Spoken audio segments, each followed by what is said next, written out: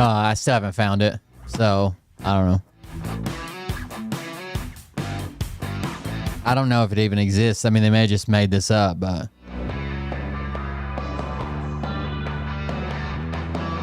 they said it was recently posted. I went back all the way to like beyond the 4th of July and couldn't find it, so.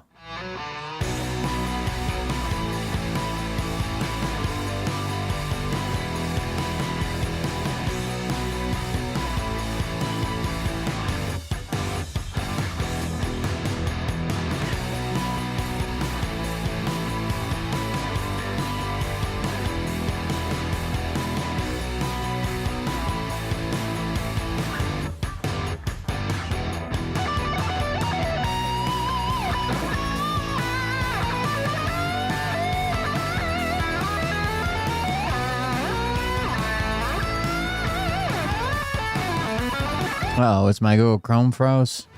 What's going on?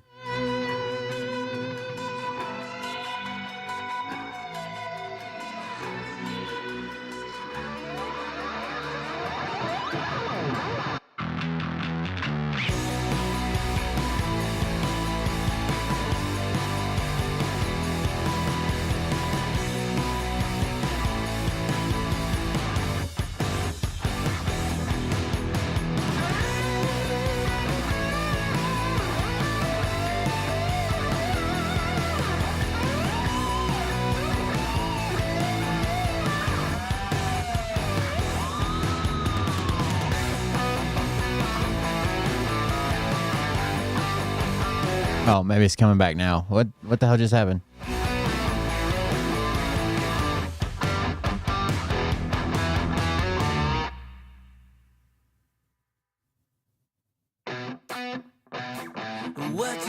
What you think about when you're born into a fire? Let them burn it out. Sell them to the richest buyer. They wanna let the world decay. Yeah, I cannot. They tell us lies and fade away. Can't find this photo they claim exists.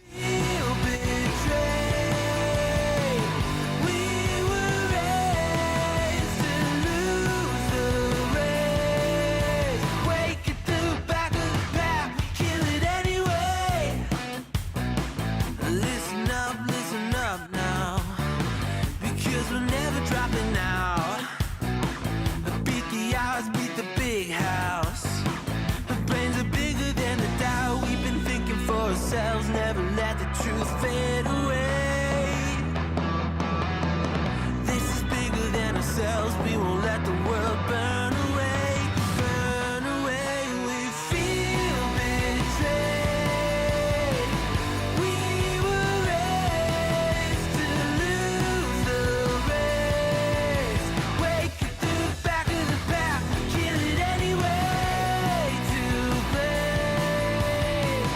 Haters face the world's mistakes. Wake it to the back of the pack. Kill it anyway. Oh, Phil's over here yelling at Rumble CEOs.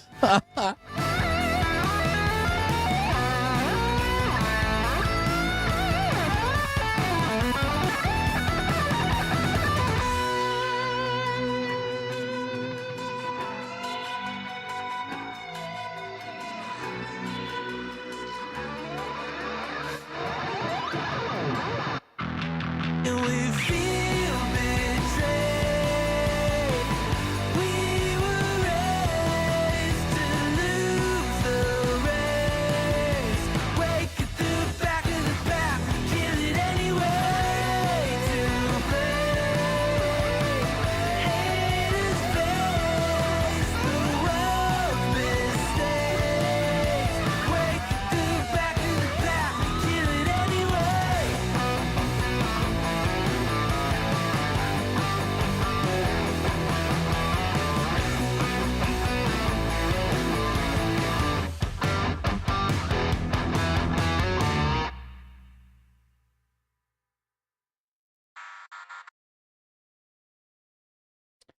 Ice Cube does in the new War of the Worlds what I used to do for no such agency. Interesting that they're bringing it up now. Yes, the technology exists, and yes, I wrote it. Eyes on this is developing topic. Timely releases of fictional movies are a new thing to re-engage the public on certain subjects. I can't make it tonight, guys. Back ASAP, possibly tomorrow. What?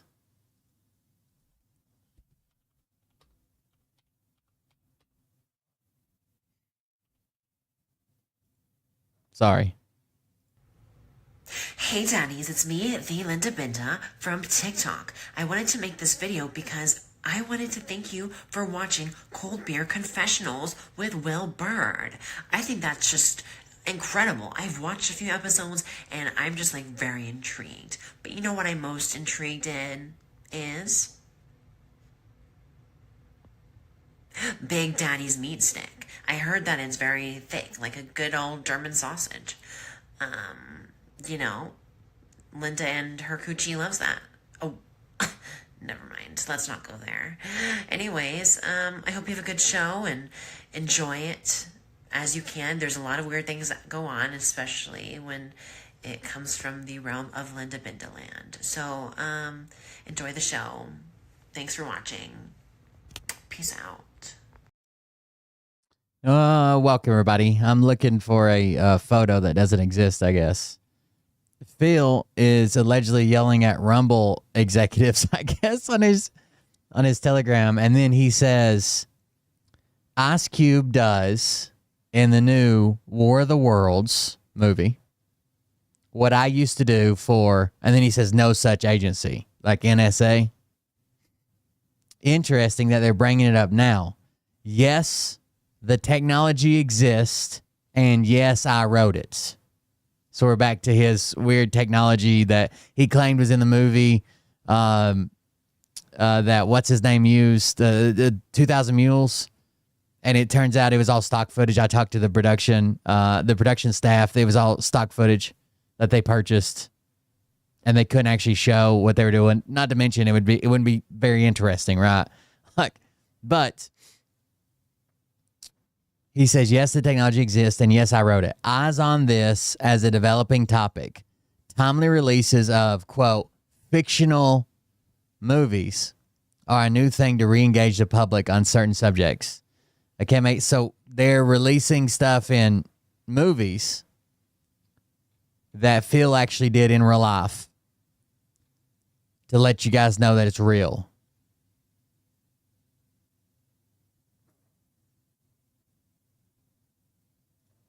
Okay. Three words I want you guys to remember forever. And those three words are this: comics, comics, comics. If you don't know what comics is, find out. If you do know what comics is, you know exactly why these three words are the most important words of your entire lifetime. Imagine for a second that back in the 1970s, 1960s, Comics. you knew of the word That's right. Yahoo, or you knew of the word Google, or you knew of the words Apple computers. And then suddenly, as time went on, it was becoming more clear why those words were important. Comics. Comics is the word that you need to know for the next. Yeah, those are two different things, right? Like if you knew Yahoo was going to blow up or Apple computers was going to blow up, you could invest it. Comics is an exchange. You can invest in an exchange. They have precious metals and futures and options and contracts. You can't, not to mention for every Apple computer or for every Yahoo, how many failed? Imagine you heard the name of the alternative to Yahoo, Ask Jeeves, right? Next decade, century, perhaps. Because if COMEX. I think it's COMEX because it's commodity exchange. you know the word COMEX and you know what's going on with the COMEX market, you know everything you need to know for the next generation of wealth. You know Yahoo before Yahoo was actually Yahoo. You know I guess this is an old video someone reposted of him Google was Google. because he didn't post this. Computers before Steve Jobs even knew it. Paula B did. COMEX. Keep your eyes on COMEX. Because when the fraud is revealed,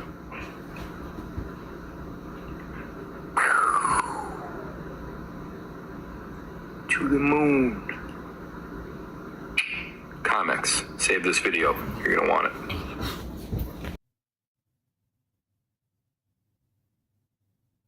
So I'm going to bring you up on some posts. Phil says, I think it's time for me to make my comeback. This on August 3rd. Should I wear the 45? Interesting gematria results for 45, by the way. Then he shares this. It says, this is Deb from my X-Patches team. By the way, both Doug and Mark Penny were on X-Patches. Both died. This is Deb from my X-Patches team, and Deb is 72 years young. Deb says, since patching with X39, she is getting younger every day.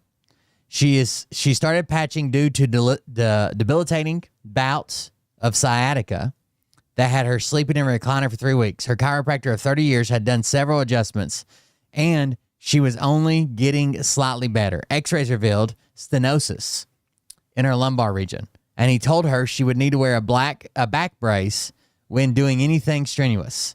She decided to give X39 a try, and within 1 week, she was back to gardening with no back brace and back to sleeping in her own bed. Deb shared that she has no more back pain. In addition to that, she has experienced deeper sleep and more dreams. She has more focus and energy in the morning and no longer needs afternoon naps. The brown spots on her arms are lighter, and some have completely disappeared. Deb recommends X39 to all of her friends. By sharing the business, she's able to use her earnings to pay for her patches and help others achieve improved wellness. Good job. I appreciate that. That's awesome. Good job, Deb. You got it. Get started today at xpatches.philgodlewski.live. Then it says, Trump fired the head data chief, laughing till I'm crying emoji. White House advisors defend Trump's firing of official behind jobs data. Trump administration officials question data amid condemnation of dismissal of Bureau of Labor Statistics head. Kevin Hassett, director of the White House National Economic Council, answers questions from the media at the White House in Washington, D.C. on July 30th. And it says, Phil says, no more bullshit. Tell the truth or get the fuck out 100%.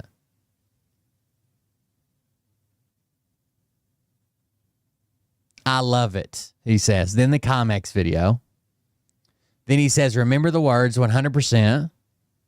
Live tonight at 8 p.m. And then this is the live link we get. Video not found. So it was just a live that was deleted, by the way.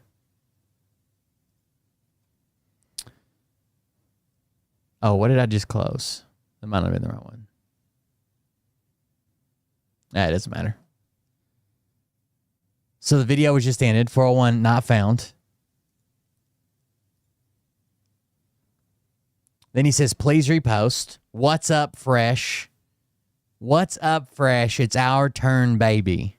He says, man, Rumble has messed up. So this is when he starts with the excuses.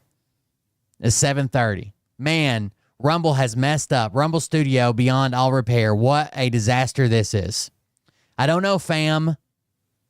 It's probably going to be a little past 8 p.m. The stream I created earlier today is nowhere to be found on my interface.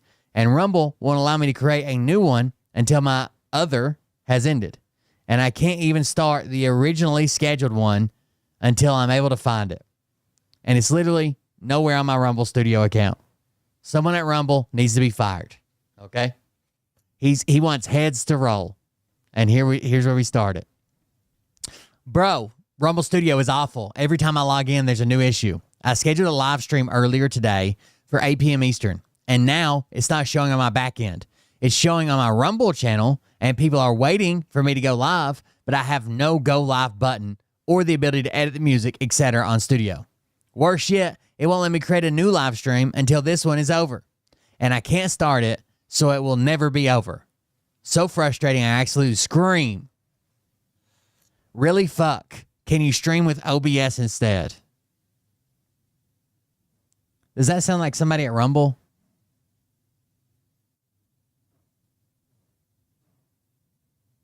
Does that sound like somebody representing the company of Rumble?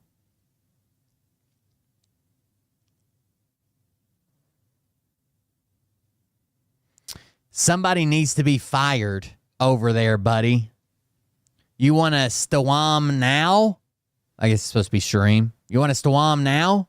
I pumped up my audience for tonight, and now I can't go live. No, I can't use OBS because there's no time.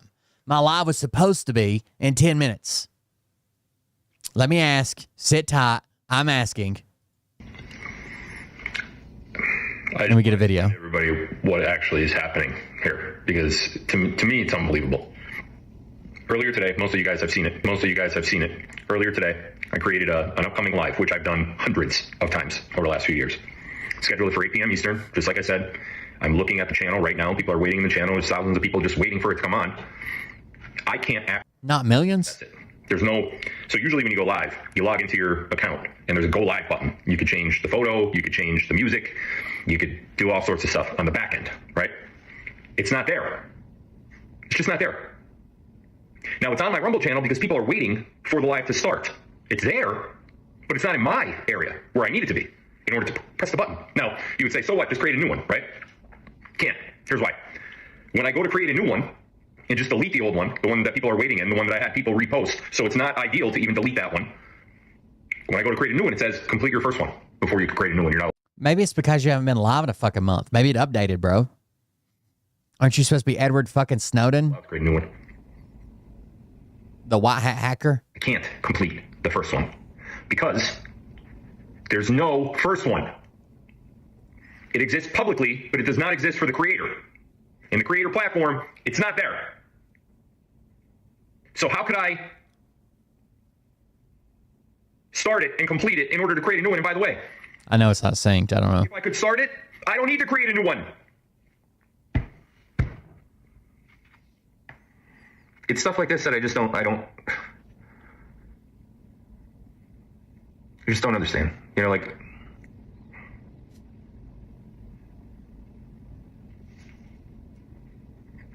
why does something have to consistently be fixed if it's not broken? Why does it have to keep, here's what they do. They keep adding these little trinkets of cool things. Who gives a shit? Have something that works. I don't know what's going on. I'm sitting here waiting like an absolute idiot. So Bert will help you. He'll show you how to do it. live, you have to use OBS. Or reschedule. I can't use OBS.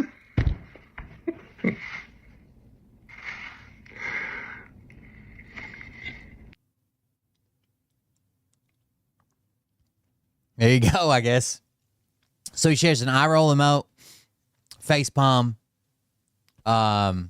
angry face, then a skeleton doing this on the table, and it says crickets. I guess no response. Then he shares this. Let me ask, sit tight, I'm asking.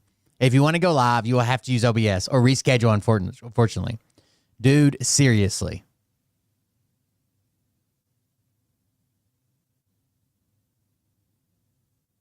This is a lie, okay? Even if he was going to use OBS, he would have to go in to the live that he claims that he set up earlier today that he can't access. He would have to have the stream key for it. If you can't access it, you can't access it, right? If you could get the stream key for it, you could delete it. But you said it's not showing up on your back end, right, in your account. So how would you get the stream key and use OBS?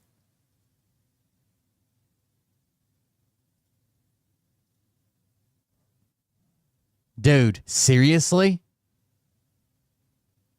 He then says, I'll be back tomorrow. I can't take any more of this shit tonight. Pretty sure I just broke my trackpad. So that's fun too. I can't begin to tell you how sorry I am. Yeah, I cancel things a lot. But this one wasn't on me. Literally everything was prepped for 2 to 3 hours before the 8 p.m. start. And then we get this. Or reschedule. Unfortunately, dude, seriously, I can't fix it. I just asked the team. I tried my best. How long does it take to do OBS? Download, install, learn it, update settings, sync camera and microphone, a while. You don't know how to use OBS? Why did you even ask about OBS if you don't even know how to fucking use it, bro? Or am I going to have to use OBS? Well, I've never used it before, ever. So Studio doesn't let me schedule lives anymore then? Can I even use it to stream? I don't understand what happened here. Tomorrow I will figure it out. Right now, you can go live, but with OBS. With Studio, there's an issue, not sure what. I told him to make sure it doesn't happen to your account again. Got to take care of the big dog here. Then he says, back tomorrow. All right, and that tomorrow would have been August 5th. August 5th we get Ice Cube.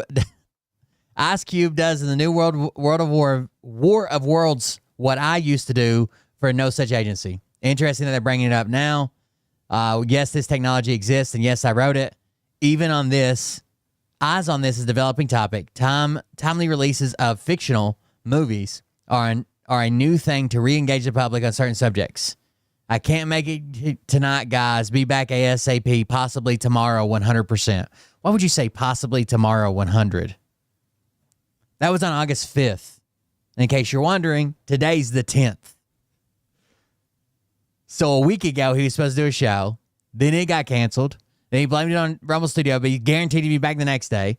And then the next day, he couldn't come back. And then the next day, he said 100%, I'll probably 100%, most likely 100%, be back 100%, maybe 100%. And that was 5 days ago with no contact.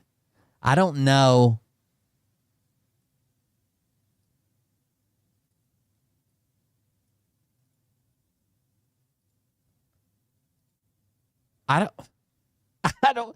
Why are people still following him? For what purpose? What the fuck? Is this Trump is in the Epstein files? It says it on the ground. What is Trump on the ground for? Is that a real photo? It looks real.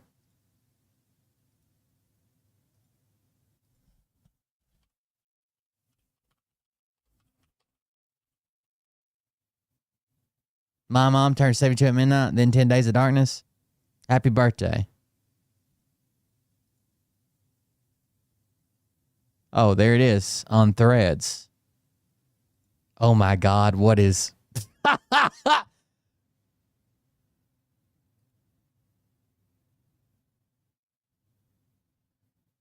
Why did Mr. Trump fall down, go boom on one of his golf courses?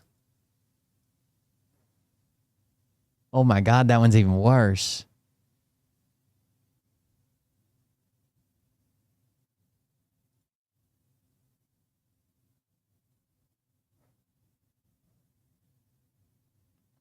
I guess we're looking at this one from a weird angle. He's actually going up a hill, a very steep hill.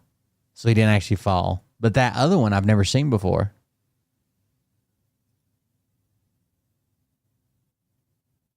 I see it linked on Threads, but I don't have a Threads account.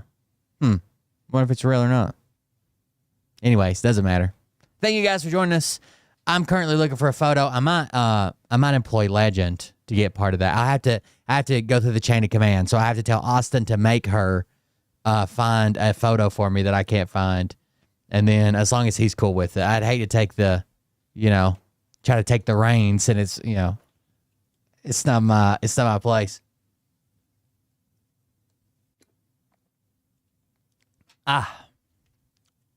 Don't believe the liberal media. Yeah, that's his fucking Swiss Alps, bro. He's in the fucking Alps. All right, we got an update that's not really political or social, I guess. But it's an update I want to do for sure because I've been following this company very closely. Honestly, if I'd had the money at the time, I probably would have invested in this company. Thank you, Austin. I hate to be nitpicky, but we'll get something down in writing, maybe signed and notarized. That way it just doesn't fall back on me. If she gets loose and some Republican sees her like driving or voting, then where are we? You know what I mean? I just need to cover all the bases. If I'd have had the money at the time, I probably would have invested in this company. They're only looking for qualified investors. A qualified investor, usually you have to have 6 figures in the bank. And it's because it's for riskier investments. So they want to make sure that you understand you have the money to lose, first of all, and second of all, that you have, shit to fall back on, and you probably understand what you're doing, right? It's accredited investors, qualified investors, whatever. And there's like how much money you have to have.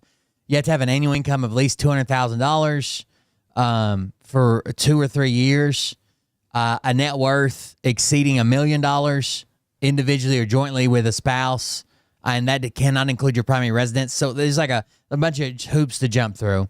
But it's not because they don't want you to make money or like some type of setup or some shit. It's literally because it's a riskier investment. They're trying to protect you, okay? But Edison Motors was looking for accredited investors at one time. And it probably would have been a good investment. But they have hit a setback. So I want to cover this. Actually, let's do this. I wonder if there's more context on the. I've got their TikTok link, but I wonder if there's more context on their channel. British Columbia, Canada. I don't think it's any longer, but we'll watch it here anyways. Government red tape is blocking our plug-in hybrid trucks. So I've got some bad. This seems really silly. Seems really, really silly. You think they would be able to amend this pretty quickly. What's going on here is pretty dumb. The government of Canada has now stopped us from building diesel-electric semi-trucks. So let's take a look at why they did that and how stupid these EV mandates really are. All right, so if you don't know what Edison Motors is doing, diesel motors are incredibly powerful and have a lot of torque, okay? Basically, as long as it'll hold together, the more fuel and the more air you can pack in there, they make tons of power and tons of torque. That's why they're used in semi-trucks. The problem is they're incredibly inefficient at most RPM ranges, okay? They have like a very narrow band that they're actually decently efficient in for RPMs, like how fast the motor's turning. That's why tractor and trailers have so many fucking gears, right? Because you always want to stay in that power band. So you might have a fucking 15 or an 18 speed, 10 speed at least. So the problem with those engines is like anytime they spin out of that power band, they're incredibly inefficient. So the solution for that is to always have it running at its best possible, most efficient RPM range. So how do you do that? Well, like a generator. So if you take a generator and put a diesel engine on it, it's always running at its most efficient RPM range. Even when the load goes up, you might hear a generator get a little bit louder, a little bit, but it's never like way down low in the RPM range. It's never way high in the RPM range. So what they do is there's a motor here, a diesel motor, but it does not drive the wheels. The diesel motor charges a set of batteries that are in the back. The batteries drive the wheels. And it's been an incredibly successful, I think, launch of this truck line.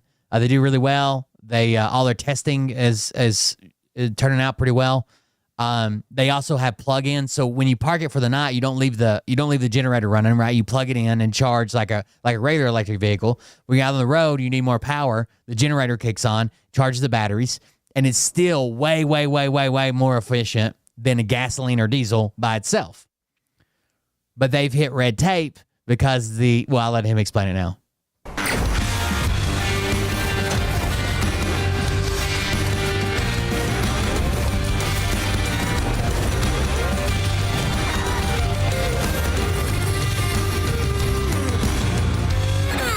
All right, let's get into why Environment Climate Change Canada won't allow us to build a plug-in. They literally went from doing this as like an experiment because he thought it was something that'd be cool to do for his own use to they've got a truck factory now. hybrid semi-truck.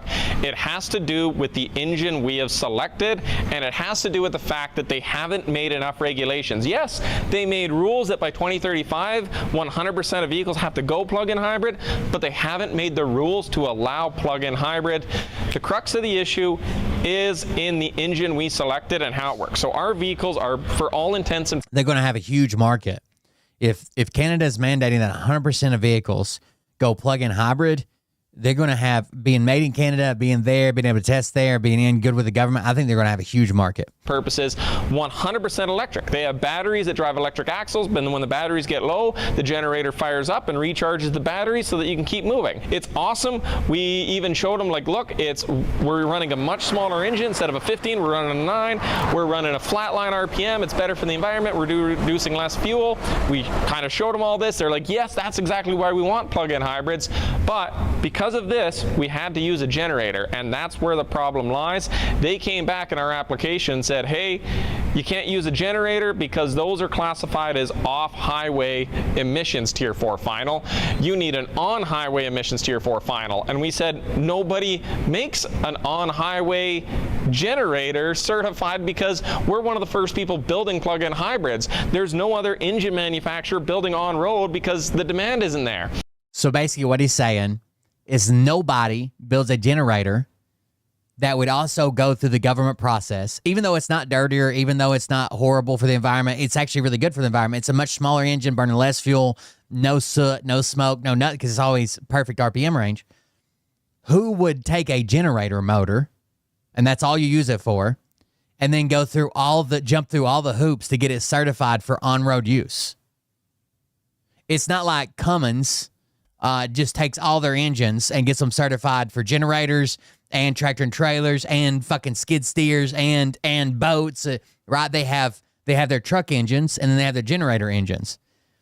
So even though the generator is not driving, so typically you'd have to have a motor certified because it's powering the vehicle, right? It drives the wheels. And it has to be certified for on-road use. But theirs isn't. Theirs is just set in a generator. It kicks on sometimes. It doesn't kick on when you don't need it. And it's setting in a generator. It does not drive the wheels. There's clearly a disconnect between the two. But because the way the law is written, it has to be a road-certified hybrid engine if they use any type of engine generator in there. But there's no company that makes one to meet their specifications. It should easily be that you could just write this out or say, okay, well, any of these generator engines are allowed if they're used in this format. Can we use an off-highway as a generator? They're both Tier 4 final. It's better for the environment. They said no, because that's what the rules is. You need on-highway. And they asked us, why can't you use an on-highway engine? And we said, because it doesn't work the same. A generator senses a load coming onto the back of the alternator, and the governor increases the fuel to match that load. An on-highway truck engine, you step on the throttle pedal, it dumps fuel in the engine, and you get mechanical power. So one, you send fuel to get load. The other one senses load and adjusts fuel accordingly. So we can't use that. So we asked, what do we do? And they basically, after a few weeks of deliberating, said, yeah, you can't build a plug-in hybrid semi-truck. We have no legislation that allows you to do that right now.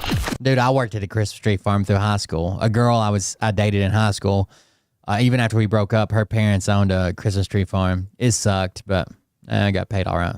So we've been trying to go ahead with... Back then, we sold Christmas trees for $10 a foot, so a 6-foot tree is $60. With getting our plug-in hybrids ready for the market, but we've hit a little bit of a hiccup with the Environment and Climate Change Canada. They're not allowing us to use the generator as we expected, since it's only spec'd for off-highway use, not on-highway. So now we're going to have to go get our emissions mark, starting with the mechanical trucks and the Cummins engines instead of the generators that we want to use for the hybrids. When you have targets for 2030, all of the vehicle fleet being either electric or plug-in hybrid, and not being able to actually have a Canadian manufacturer make these plug-in hybrids makes it really difficult to be able to meet that, and doesn't make a lot of sense when we have a system in place that has less emissions. So this favors large automakers because Chevrolet, obviously, if they're making a hybrid, a truck or vehicle or whatever, because this is all hybrids, not just heavy-duty trucks like tractor and trailers, road tractors. Chevrolet obviously is going to have their motor on-road certified, right? And in their cars. because that's what they do. It would be hard for Edison to go out and jump through all the hoops and get an engine certified that they don't even fucking make. Like Cummins would need to do it, or they could probably spend money out the fucking ass to get a Cummins engine certified, I guess. Than a diesel engine, and yet we're being forced to move forward with that diesel engine instead. It's really tough to be. So even though this is better for the environment, even though this meets their mandate, what they want, even though this is orders of magnitude better for Canada and the world to get these trucks rolled out and going, right? It doesn't check every box, so they can't. Able to move forward with the hybrid vehicles just because they're not allowing us to get our emissions mark, so we can't actually sell these hybrid vehicles until we have that emissions mark. And we've been in contact with the minister's policy staff, and we've been reviewing any potential exemptions or any changes to the legislation itself. But if we aren't able to arrive at anything to get that generator used in the trucks, we're going to be forced to run all of the testing and certification on our own dime to be able to get these hybrid electric vehicles into the market. How does that affect us as a small company? Yikes. That's a lot of money. It's really prohibitive, and it's an undue burden for us when we're really just trying to push the needle forward in driving sustainability. So I've been working super hard up here in the office. We got a bit of a quagmire. Funny enough, Transport Canada is pretty cut and dry. You just basically go through the compliance and you make sure that all your parts match up. But emissions regulation is kind of a mess when it comes to building a hybrid because there's no legislation that exists. And we're trying super hard to work with the department. But we're kind of having issues, right? They don't seem to get that the engine that we're using is actually a generator, not a on-road certified engine or a mechanical one. So we're trying our best to kind of educate the government right now, but it's just been a lot of back and forth, hoping that, we can get access to some ministers to help and kind of get some common sense going, because the last thing we want to have is emission regulation getting in the way of building EVs. I'm a pretty polite guy, pretty reserved, and I think out of all the interactions we've had last year with government, the emission department is the only one I've actually sworn at, because it's so frustrating, right? The department that's trying to help with the environment is the one stopping us from building EVs. How stupid can you be? For the government right now wanting to stimulate Canadian business and make sure that we're eliminating red tape, I think it's kind of an overreach that the government won't come to a compromise and get us fast-tracked to production here. Right now, we actually cannot build hybrid vehicles to the point where we might just have to drop it altogether. So really urge anybody to go out to their ministers, go out to their MPs, and get them educated on the subject, because we definitely need an exemption. Frustrating it is, for the last 3 years, I've been working my butt off on trying to help the environment and build electric vehicles in Canada. But right now, East CCC is actually recommending that we build 18 speeds in mechanical engines. It's freaking stupid. What's funny is the government themselves have given a grant to... The government, who has an EV mandate by 2035, is recommending that they go back, if they want to keep their business open until this approval, which could take a year or two, they should go back to building regular diesel engines like we've had for years and years. A truck, and their own department for emissions is stopping us from delivering the truck. It's crazy. But you know what? I work every day tirelessly to get through the red tape because it is worth it. We want to build the best electric vehicles for heavy-duty applications, and I'm not going to stop until we freaking get it. All right, don't worry. It's not all doom and gloom. We got some great plan A, B, and C. Plan A, there's exemptions that the government can give us to do this. There is exemptions for financial hardship exemptions, low vehicle volume manufacturing exemptions, Canada unique exemptions. There's some hybrid exemptions, although the hybrid ones don't apply to generators being off-road, even though that's what we need. So they could amend that. They asked it could take 1 to 2 years to do that, which is unfortunate. It's not going to delay us too much. We can get a little bit creative on how we do the testing with our customers, because we'll still be able to test our trucks. And number 2, Environment Climate Change Canada said, we have no problem with you building 18-speed transmissions with 15-liter diesels. Build a mechanical, because they gave the example of a Cummins X15. They just certified another one last week. They look at them all the time. They have no problem with those motors. It's tried, it's proven, it's on highway, and thank God sometimes things just work out. The reason Cummins doesn't, they don't want to spend the money, right? It's a lot of testing, it's a lot of tuning, it's a lot of stuff to do to get these engines that Cummins, in their head, they're like, this is a generator engine. No one's ever going to put it in a new manufactured car. There might be some redneck somewhere. It's like, I could take that engine and throw it in a, in a pickup truck. Sure. But no auto manufacturers put, so why would they spend hundreds of thousands of dollars potentially and this time and this staff to get their 9-liter diesel that they only put in generators certified to be put in a car in Canada? We were already looking at the mechanical route. Because the hybrids are still experimental, we want to get to production so we can sell trucks, use the profit from those trucks to fund the development of the hybrid. So we were already going down the route of mechanical, which means we have engine, differential, rear ends, we have all the parts ready to go. There are some car deals that are done like that, Sarasota, for like stupid high performance cars, even back during the muscle cars days, where you would buy this certain car from Ford or whatever. then it would come to the dealership or get sent to a third party, and then an add-on package that you paid to add on. Yeah. I don't know if they want to get down in that and then have potentially Canada breathing down their neck, but yeah, that could be a workaround. We are currently submitting that right now. We actually just submitted that a few days ago for the mechanical truck that they told us to build. Frustrating, but that keeps us going. Buy it as a shell with no motor, everything but the motor, right? Sell it as that, and then offer it as an upgrade after it's already been purchased as a new vehicle, and you bring it in and we put the motor in it. So it changes hand once, then you own it, then you send it to us and you say, I want this motor in it. Going for the next 2 years. This generator. It's not the end of the world. We're going to still be making trucks. It's just very, very frustrating when the government of Canada says, we like what... I watched this guy from just like drawing on a piece of paper how he thought a truck might work and how well it would do, and like figuring up the math on like the back of an envelope to like they have a manufacturing plant manufacturing trucks right now. You're doing so much that in 10 years, everybody's going to have to be doing what you're doing, but you can't do it. I tell you what's doing really bad for Dodge, and I know some other companies too. It sucks because it's probably really good for the environment. But Dodge, they've been really bad about the Chevy too, the on-demand cylinder shutdown, where like you have a V8 pickup truck, but like when you're in stop and go traffic or whatever, it shuts down like half the cylinders. Man, they've been having so much trouble out of that. Dodge, it wipes the fucking cam lobes and shit. Like for some reason it keeps destroying fucking camshafts. Bureaucracy, EV mandates make absolutely no sense. They're making rules before technology exists, and rules don't exist because the technology doesn't exist, but they're mandating the end thing. Just government bureaucracy. We're getting through it. We will get through it. We're going to continue to make trucks. I'm just annoyed. The truckers in a shed beating Tesla with a 100-year-old EV tech. Is this on Edison Motors? We're a quarter of the way through the 21st century, and the total electrification of every car and truck on the road seems less and less realistic. We don't have the battery technology, charging facilities, or grid infrastructure to support a market of 100% passenger EVs, let alone the semi-trucks that actually power our economy. It doesn't matter how many I like EVs, to be honest with you. Tesla semis eventually get made. That's just not going to be the answer for most truckers for a long time. But the thing is, there is a way to make semi-trucks as powerful and efficient as EVs while still running a diesel engine. And the best part is, this isn't even new technology. We've been using it for over 100 years in trains. Apparently, it just took This is how, so I work for the railroad. This is how it is fucking up all kinds of engines. Yeah, cylinder deactivation.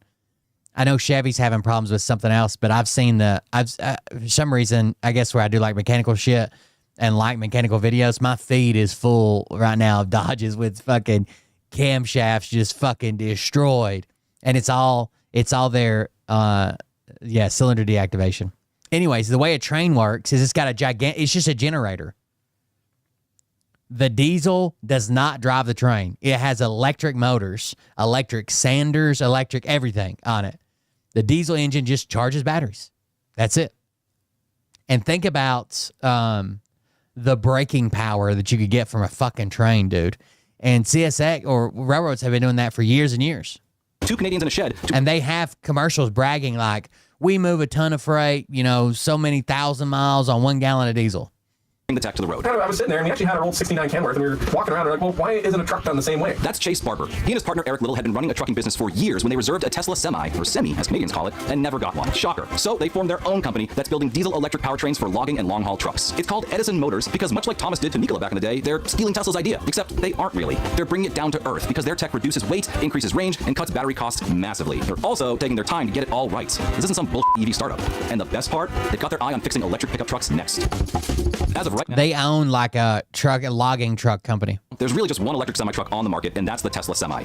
There's also Nikola, but let's not get into that right now. The Tesla Semi seems to be working out okay for Pepsi and Frito-Lay, who so far are the only customers to actually take delivery. But there's a few... Yeah, because it's not because people don't want them. Companies have ordered them. They can't fucking get them. Reasons for that. Like if you're loading up with pop and you run that pop to 7-Eleven, like you're only just doing short little trips around town, that's great. You return back. Where that battery isn't going to work is a logging truck. Like we're packing 150,000 pounds and we have to do a 15-hour day. And there's no charging stations out in the middle of the bush. All right, so right off the bat, EV semis are heavy. Even heavier than the semis you see every day with those enormous diesel engines. Tesla doesn't disclose the exact empty weight of its semi, but we can take what we know about electric pickup trucks to give you some idea. For example, the GM... How do they not disclose? Hold on.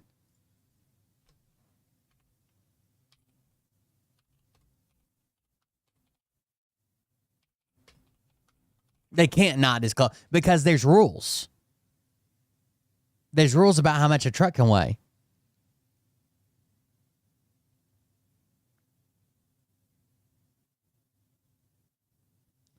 How are they getting away with not disclosing how much it weighs?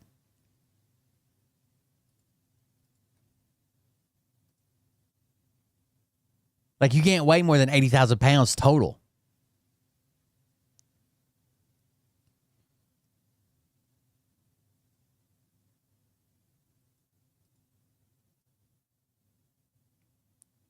Mush just recently tweeted that an electric hauler was able to pull off a 500-mile trip weighing in at 81,000 pounds. However, we don't know what the truck weighs when it's not loaded, so this doesn't tell us how much weight it was pulling. For real? They're not publishing a number? A traditional semi should weigh anywhere between 10,000 and 25,000 pounds. Well, you got day cabs and sleepers and shit, but when it's not loaded, and the 10,000-pound trailer, and you're looking about 35,000 pounds before cargo.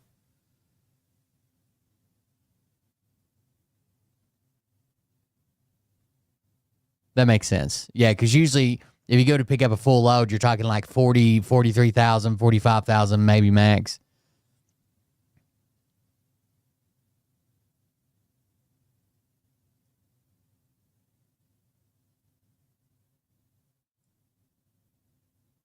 Sorry, I'm still looking. Based on the tweet, a Jersey Bear weighs around 4,000 pounds. So if the Tesla semi Elon tweeted about the same one pictured with 11 Jersey Bears, that means the load is about 44,000 pounds.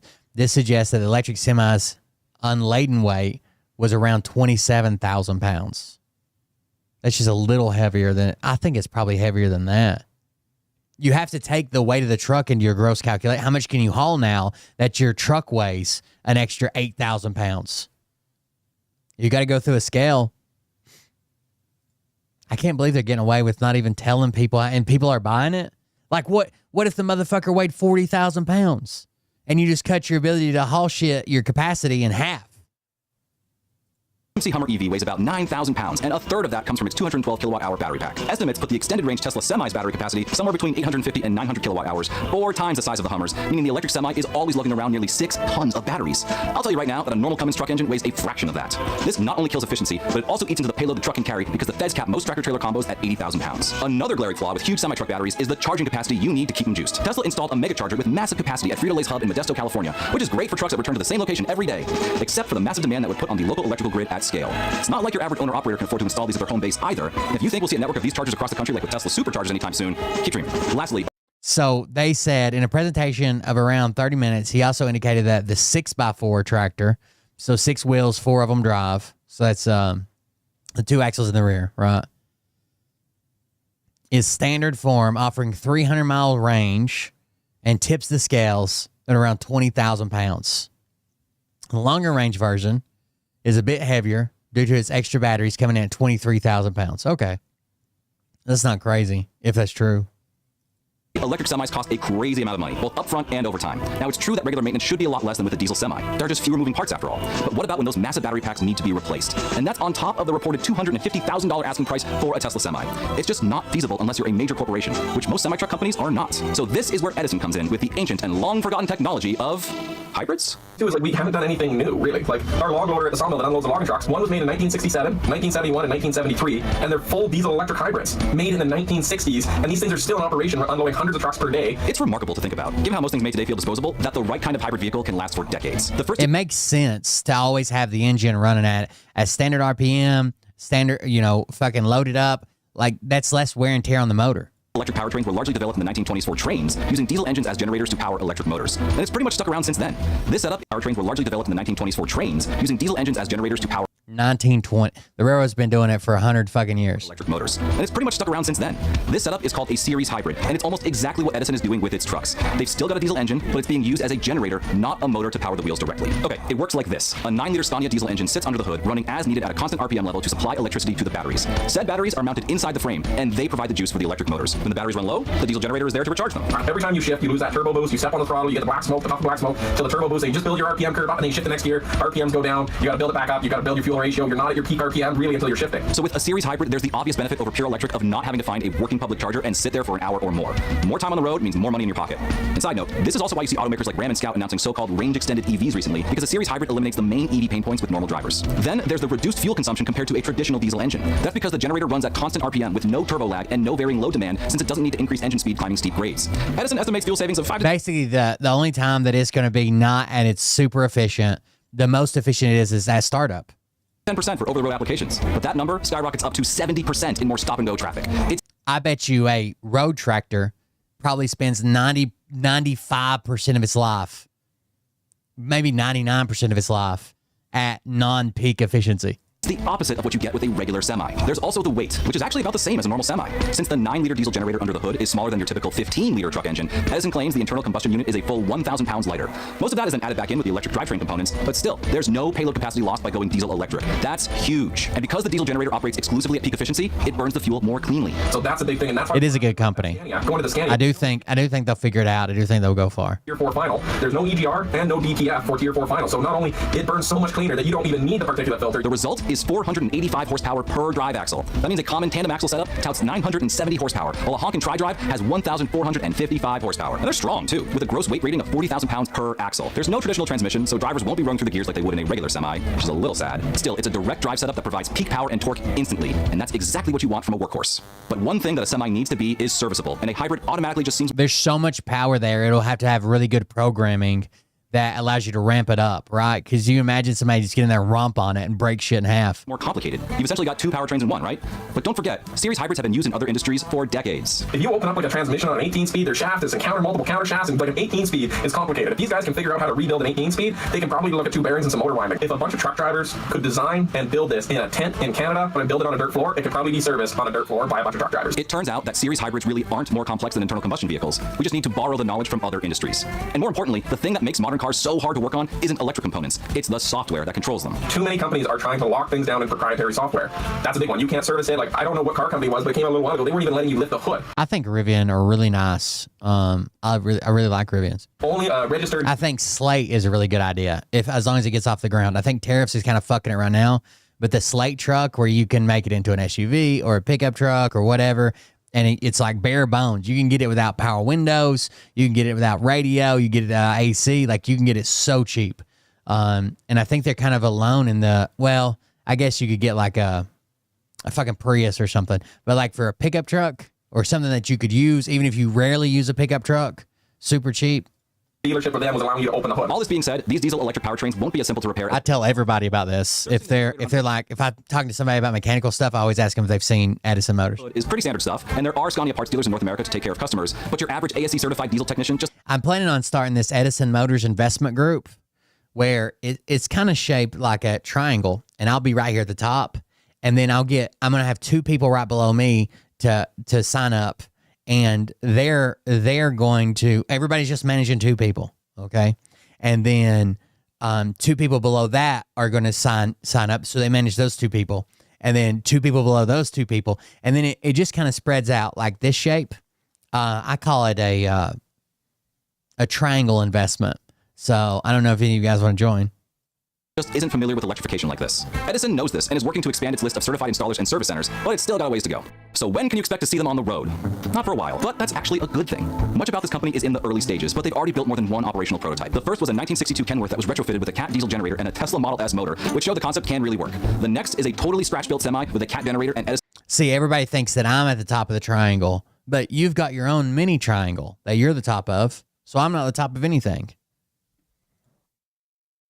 Own e-axles. That truck is licensed and registered in Canada as the That's right. for road testing. Meat level. No off-the-shelf parts for heavy-duty EVs like Edison is making. They have to design and manufacture a lot by themselves. And they are doing that. Because the entire operation is super grassroots, Edison has posted most of these developments online, whether it be on TikTok or YouTube. You can actually see components like their e-axles change from one design to the next as they work to perfect the formula. And that got me thinking, if this tech has been proven for a century in different applications, can it work in ordinary trucks? Well, Edison had the same thoughts and is already developing e-axle retrofits for diesel pickups. There's people that love having retrofits would be cool, and pickup trucks would be cool.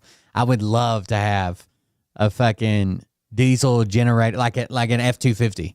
That'd be fucking sweet. An old CJ Jeep. They just want the torque and the power or the efficiency, or they want to drive an old 67 GMC. They just don't want to pay the fuel bill for a 67 GMC. There's a guy that he's got like a fucking 8-year waiting list, and he builds electric motors that kind of look like small block Chevy or small block Ford, like muscle car motors with like chrome and this, that, and adapter plates that hook up to your current transmission, right? If you want to run a power glide or 3-speed, whatever.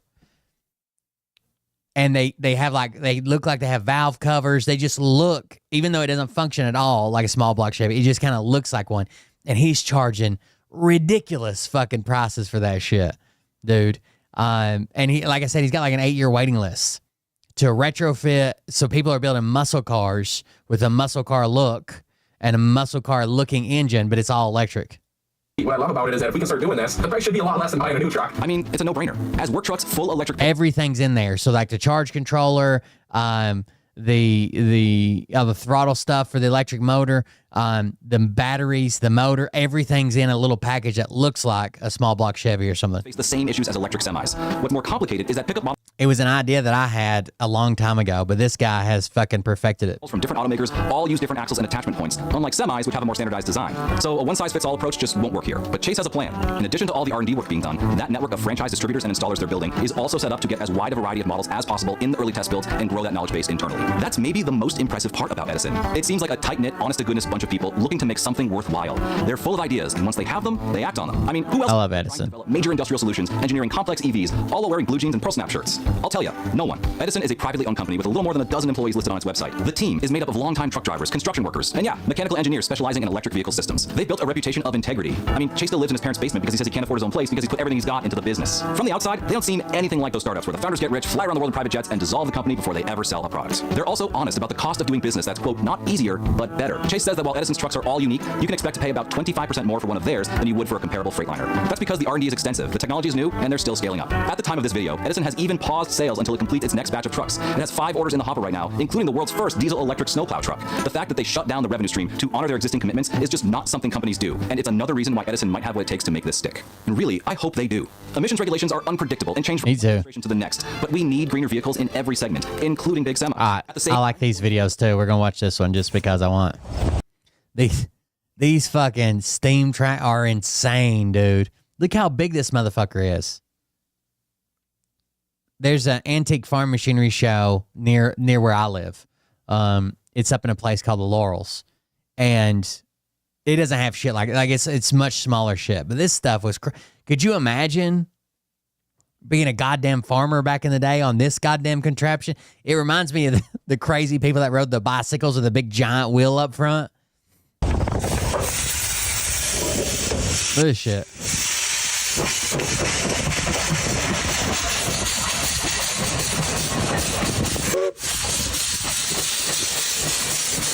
Look at all these plows.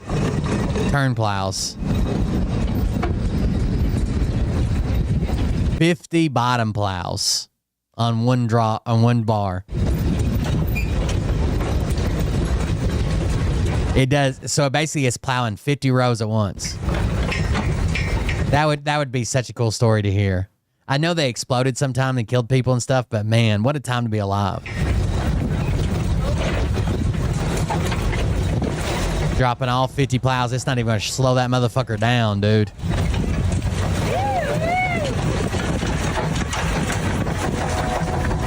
Fifty rows at once, baby. And it's just chooching along.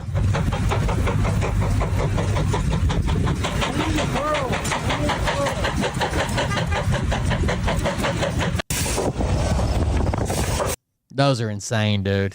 Insane. I watched like a 2-hour documentary on steam locomotives and how everything worked and all the people and their jobs they did, the blow down valves and all this shit. I used to work in power plants, and still a lot of power plants are steam powered. You have what you call cogeneration. So you'll have two gas-fired turbines, and they recover the heat that they make out of their exhausts to boil water, and that makes steam and runs another. So basically it's like you can either have these 2 gas turbines by themselves, or you can use the waste that they produce. And if you buy this 3rd turbine, it runs for free. As long as these 2 are running, it's running off the byproduct of them. So it makes sense. But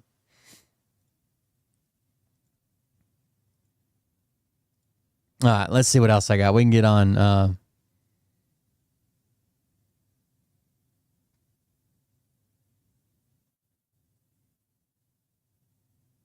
Let's start here. You guys seen the Trump Burger place in Houston? Trump Burgers?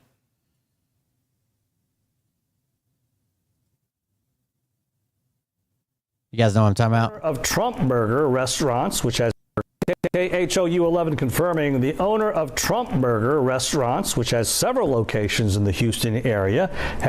Multiple locations. I think there's like 7 or 8 of them. Okay, and a lot of people make videos of them saying fuck you or this, that, and the other, or other people saying, I love it, tastes like liberal tears or whatever. Confirming the owner of Trump Burger Restaurants, which has several locations in the Houston area, has been arrested by Immigration and Customs Enforcement and now faces deportation. ICE says Roland Biani. Now, not only has he been arrested and faces deportation, he overstayed a visa he was on. A 28-year-old. But listen to ICE's response. No empathy whatsoever. Lebanon overstayed his visa after entering the U.S. back in 2019. He was taken into custody in May and is now out on. From what I heard, he overstayed his visa back in 2019. He fixed it. So let's say his visa like expired or whatever, and it was out for a couple months. Then he went and said, oh, shit, I need to fix this. I'm a business owner. I do this. I haven't been arrested. I haven't been nothing. They fixed it, but it doesn't matter. That violation was enough to get him deported. Now listen to ICE's response. Bond as he awaits immigration proceedings. In a statement sent to KHOU 11, an ICE spokesperson told us, quote, under the current administration, ICE is committed to restore integrity to our nation's immigration system by holding all individuals accountable who illegally enter the country or overstay the terms of their admission. This is true regardless of what restaurant you own or political beliefs you may have. So they don't care because he's brown, right? Who cares? They don't care about brown people. They don't care about immigrants. They don't care about anybody except for their straight white male voters. But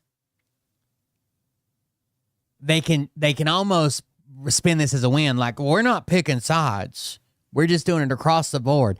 But to be so heartless, be like, we don't care who you fucking voted for. We don't care what fucking business you own. We don't give a fuck.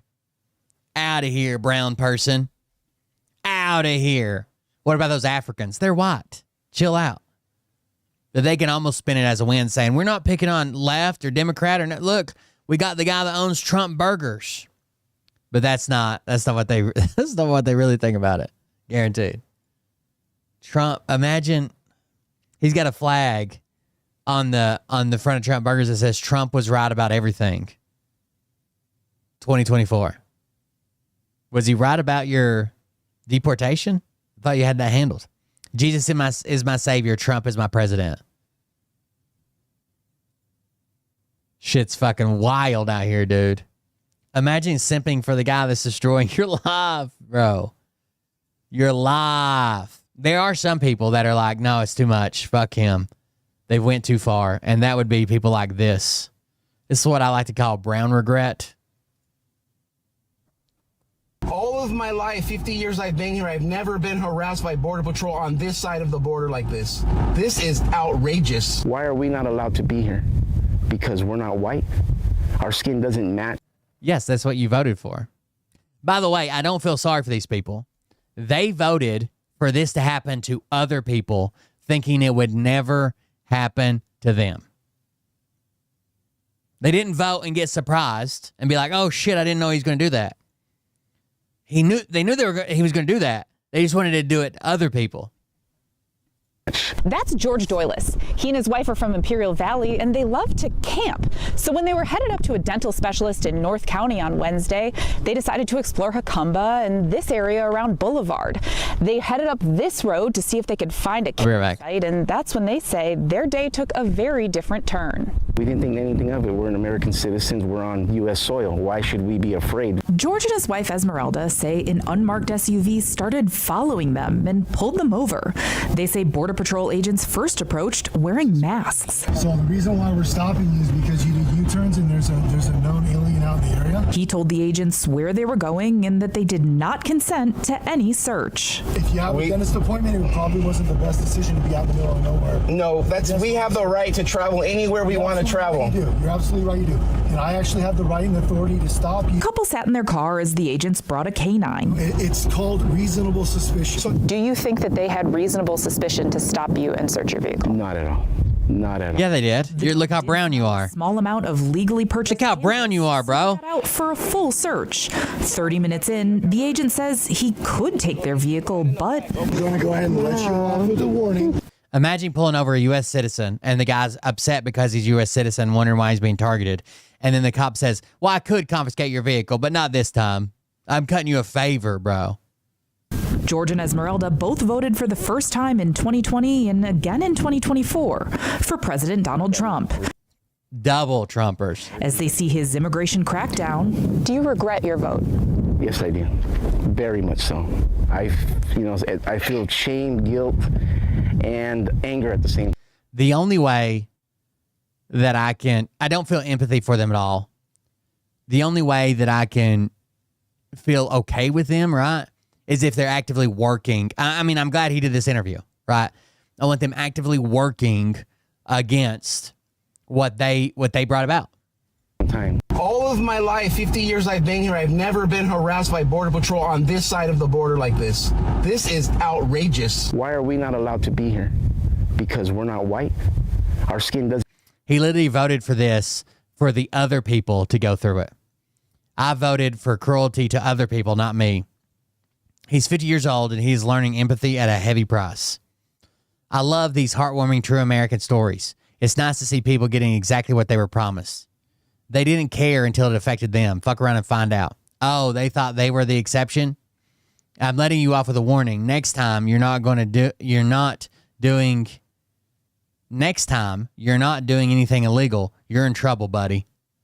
Minorities have a tendency to forget who they view, the lighter their skin is, and more money they make. These people are being reminded how they are viewed in America. Yeah, there are some people of a darker complexion that just want to be accepted as the white people that they try so hard to suck up to. I think somebody called somebody out the other day saying, you're never going to be white, dude. Chill. They're not going to accept you. Wild. That's the brown regret. I wonder if the guy that's getting deported from Trump burgers is still a Trump supporter or not. We need to get a news crew with him stat.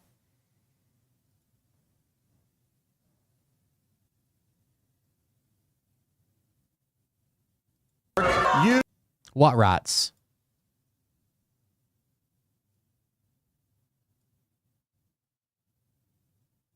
You do not get free health care. You do not get free health care. Hey, Mike. Did you hear those boos?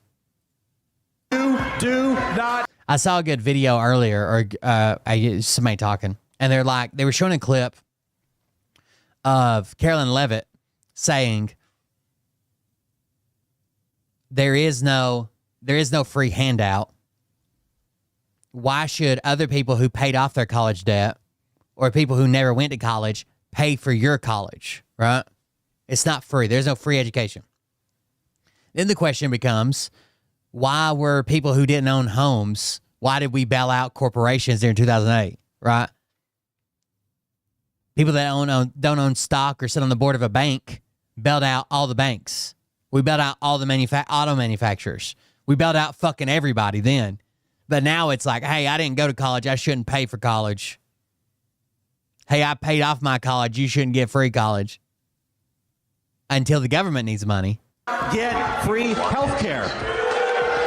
You do not get free health care. Hey, Mike Flood, you piece of shit. I want you to remember this now. Damn. $17,000. $17,000 fucking dollars is what the average American pays for fucking health care every goddamn year. Now, do you know how much you fucking pay, you piece of shit? Zero. That's because of people like us paying for your fucking shit. I serve this country. I watch friends die for it, and now I get to choose between insulin and rent, while those same fucking politicians who sent me to fucking war get to go to the doctors for free on my goddamn dime. Yet Americans like me and you can't afford to fucking go to the goddamn doctor because of pieces of shit like him. Israelis get to go to our fucking hospitals on our goddamn dime for free, while American veterans and fucking people have to start GoFundMes for fucking cancer treatment. Our taxes are funding their care. We get to die. They don't. Do you want to know why people are this fucking close to burning everything to the ground? It's because you guys fucking rigged the goddamn game. You lied to us at every fucking turn, and then you get to live in the world that we No notes, by the way. provide for you. You fucking assholes. In the world that we fucking provide for you, you deny us the basic human rights that we fucking deserve. Keep in mind, we outnumber you 330 million to 535. So start fucking acting like it. Damn. Damn. You don't get free health care. God damn. Sue Bob White, big ballin'. Living my best life, and my best life is at the time, and I love it. By God, West Virginia. By God. And I love her. West Virginia, by God. Las Vegas, California. With a big time stars off. Las Vegas, California. What'd she say? California. With a big time stars off. Virginia, see you later. Welcome to Las Vegas, California. With a big Las Vegas. Welcome to Las Vegas, California. I'm famous. Big more famous. So Bob White. This is what famous for Dickies. Big time fine. 50,000. California bound and still rocking. So Bob White, famous. From the Baltimore Whites to West Virginia, by God. California. You guys know who this is, right? From the Whites family. I had to show somebody fucking more redneck than the 423 after we did all that shit from last night. Big Trump. It ain't little things. I'm gonna live it up the rest of my life. Rugby fans, living my best life. Damn it, Sue Bob. Anyways, this guy trolls him like crazy. His name is Moses Heaps. And I just saw a clip.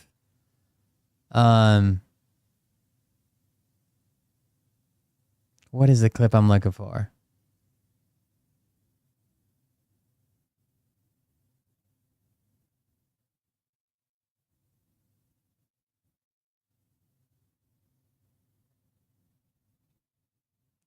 There's a video here of him talking about the Supreme Court. Hold on.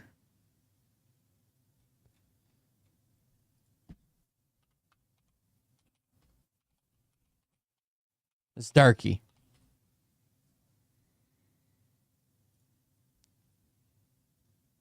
Here it is. Being served a Supreme Court subpoena by a West Virginia outlawyer.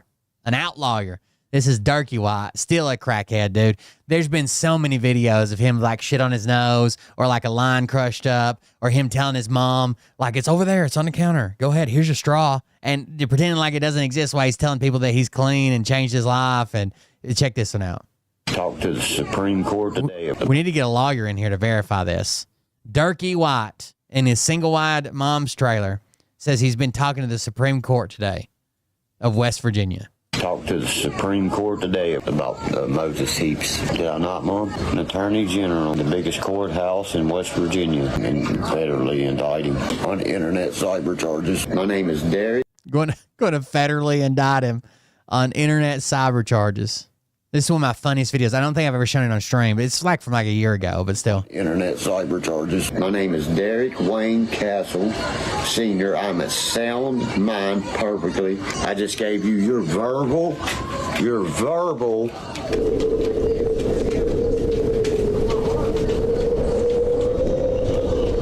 straight up verbal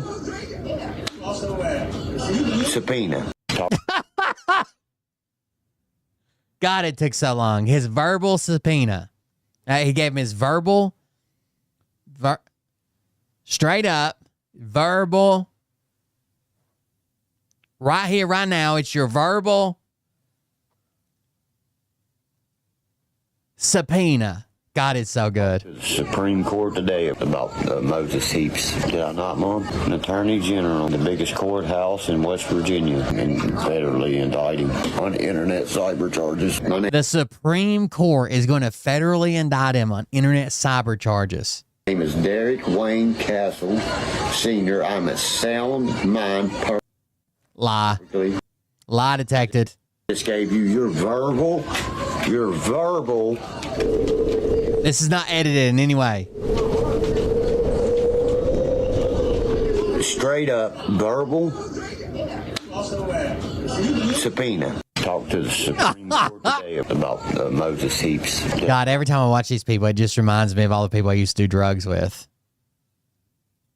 Out here in Las Vegas, California, where the stars live. I rescued my dog back from the Mark White. He's been to Alaska. Now he's in Los Angeles, California, living a high life and never return back.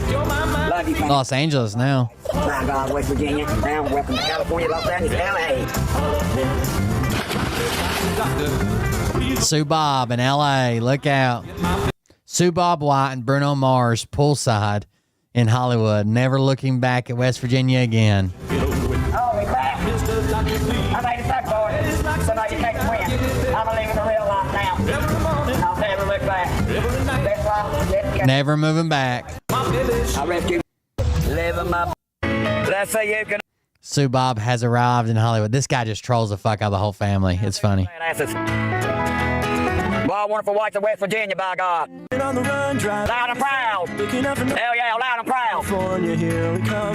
That's what's up. Taco Bell, here I come. Taco Bell, yum, yum, yum. Hell yeah. Hit us up. Mozzarella cheese sticks and fiestas. Penny 25. Let's get it done by Georgie. It's alive. Wow. Bad to the bone. Let's give them hell, Sue Bob. 10,000. But the decimal 60. It says West Virginia boy is eat up with it. 60 thoughts in 60 seconds. From Moses to Upchurch to women. Here we go. Dirk, I bet you he's cutting out a line right now. 10,000. But the decimal 600. Threshold of YouTube. Right under. Opted third party. Moses Heaps. That's an awful lot of money last time I checked on board. Is that from somebody's YouTube, you know? I'll beat your ass in the streets and I'll beat your ass in the f***ing courtroom. You're never going to get a smell from a girl where she wipes her ass from, let alone touches one I ever been with, bro. That's just official unless it's... You'll never get a smell a girl where she wipes her ass from, let alone one that I've been with. Let alone touches one I... Movie stars and swimming pools. That's right. Bro, that's just official unless it's a Cali, Kevin. It's goddamn cottage cheese, bitch. If you're getting laid and you're smelling that she wiped her ass, she's wiping the wrong direction. Probably win the Meth Olympics, right? Where's your intellectual property? I could tie one hand to my leg and smack you backwards. I live in Boone County, West Virginia. Go Mark stays up in 247. Can you please don't hurt me? How many times me and Upchurch are on here and pissed contest with each other? 10,000. But the decimal 600.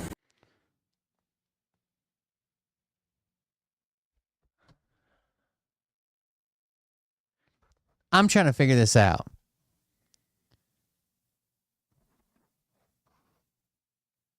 At first, I thought he was saying like 10,000 has 6 zeros. And he just threw in decimal for no reason. But he says 10,000 with a decimal, 600.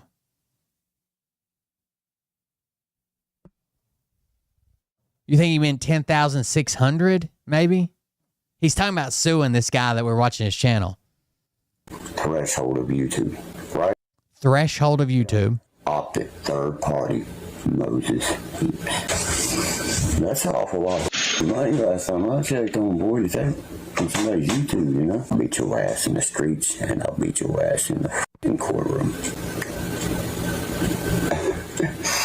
You're never going to get a smell from a girl where she wipes her ass from, let alone touches one I ever been with, bro. That's just a visual, unless it's a Cali, Kevin. It's goddamn cottage cheese bitch. You could probably win the Meth Olympics, right? Where's your intellectual property? I could tie one hand to my leg and smack you backwards. I live in Boone County, West Virginia. Go Mars, they got 247. Can you please don't hurt me? How many times me and Upchurch are in a piss contest with each other? 10,000. God, it's hard to follow. Brandon Ray Poe. Hey, baby, it's the Blue Bob White. Of course, I'm the prettiest and the meanest of the wild, wonderful whites of West Virginia. I'm in Sojourner to Kanawha County, Charleston, West Virginia. Get ready to move into my one-bedroom house and get ready to get my dog Bruno back. And Joe passed my son when they went and saw the mental hygiene for no reason. And it's got my dog, and I'm going to get his ass fired. Fuck you, Joe. Go to you, you kitty-ass bastard. Hey, baby, it's the Blue Bob White. I've been talking to one company. You want to start sending me product to review on my page. Marijuana's never even been touched before. You know you can mail marijuana through the United States mail. You can mail pot to each other. I can buy it. I've done bought weed through the mail and had delivered to me medicinal. $30 for 3.5 grams. You can buy an ounce for $50 at the side buds. All that is the little buds that make the jar. Right or wrong, Bill. I know everything about the dispensers, man. Kids can even talk about it, as long as their parents approve of it. A meth head will say anything, buddy, and they'll do anything. Yes. On BAM. He got done just like we got done. So did Steve-O. We talk. Yeah, dude. We talk? That's my friend. He sends me autograph shirts all the time. All the time. And I've been talking to one company. You want to start sending me... God, this guy's wild. My page. He called me... Weed is probably the worst thing to mail. Randomly out of the blue. He said, we're hiring. You know what I mean? You know what I mean? You know what I mean? He said, you got to wait. I said, yeah, I can be there first thing in the morning. He said, all right. He said, he's like, you sound so to me. I was like, you don't know who I am? He said, nah. I said, I shook the pill bottle. I said, County Maiden Call, come get. He said, dude, I love you. He's like, oh my God, you see what I'm saying? You hear that accusation that boy just made right there? That's straight to jail for you, boy. If I wanted to. It's so easy for me to lock you up with everything you're saying right there. Do you not know a doctor has to call you and can condone you and tell you you have that disease, you idiot? It's making something very, very, very, very public service announcement. When you make an accusation like that, you better make it stick. You are the weakest link. I think this is when they said he had hepatitis. I think in the chat, he's freaking out about it. Okay. We don't have to watch anymore. I think that's enough. Oh, wait. We probably need to watch this one.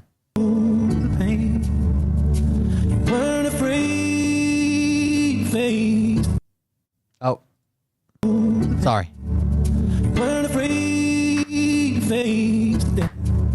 You were no stranger to me. Go as high on that mountain. Son, your work on earth is done. Go to heaven, shout before the fall. Can we have X 39 minutes of silence, please? For Mike and Doug. Oh, how we cry.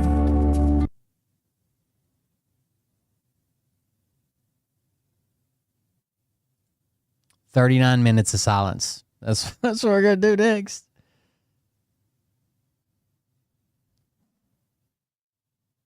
We have some major news. Democrats are completely changing their tune when it comes to redistricting. It's no longer when they go low, we go high. They're abandoning that notion, that quote from Michelle Obama years ago. It's now, according to Ken Martin, the chairman of the Democratic Party, quote, why would we bring a pencil to the knife fight? We're bringing a knife to a knife fight, and we are going to fight fire with fire. It's a very different mentality right now. You have governors across the country in blue states who are preparing to potentially redistrict and respond to what Texas Republicans are doing. You have California Governor Gavin Newsom, New York Governor Kathy Hochul, Illinois Governor J.B. Pritzker, and more, all kind of saying, if Texas Republicans do this, we're not just going to do it, but we're going to do it even quote unquote better or worse, whichever way you look at it. In a way, it's a race to the bottom to see who can gerrymander more. But Democrats didn't start this effort. Republicans did in Texas. And now Democrats aren't just going to sit back and wait. It looks like they're fighting back harder than ever. So spread the word so more people know and follow along for all the news you need to know about. Hold on just a second. I don't like the game. Hey, hey. Hey, hey, hey. Let me finish this message.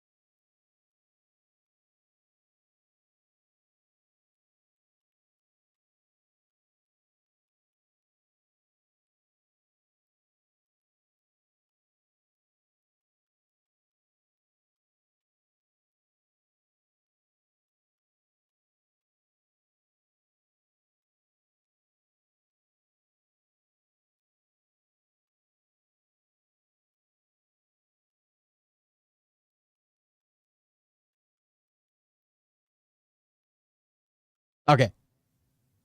All right. I don't think that going back and forth. I don't think that's the right move. I like just do it the way the fucking law tells you. Why are we suddenly doing it now? Right? In between census, in between census dates, we're just randomly doing it because Trump told us to. What kind of game are we going to get into? Well, if you change yours, I'm changing mine. Well, if they change theirs, we're all changing ours. And then what? Like that doesn't seem like a good road to go down. I understand it's like a dead man switch saying don't do it or we'll do this. But they're going to do it anyways. They're going to fucking do it. So, I don't know. We'll see what happens. Let me send that. I sent Legend a message. We'll see what happens with that. All right. This guy. It's a common misconception that us. This guy's name is Peyton. Okay?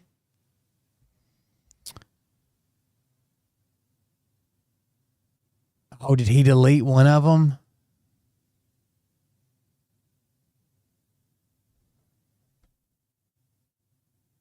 I think he deleted it finally. Okay. This guy's name's Peyton. Peyton is the one that came out. Oh, God. -6 feet. Don't forget about me either. I'm dead too. You are dead. Dead as fuck. I talked to Shelly Bally and told her that I was the detective working the case. She did not like that. All right. Peyton decided to hop on the internet and call out the creator of the Unfuck America tour because she disagreed with people that happened to be black. Called her racist, told her how horrible it was, blah, blah, nobody should be part of it. Called out all the other creators that were part of it. Then Peyton suddenly went to jail.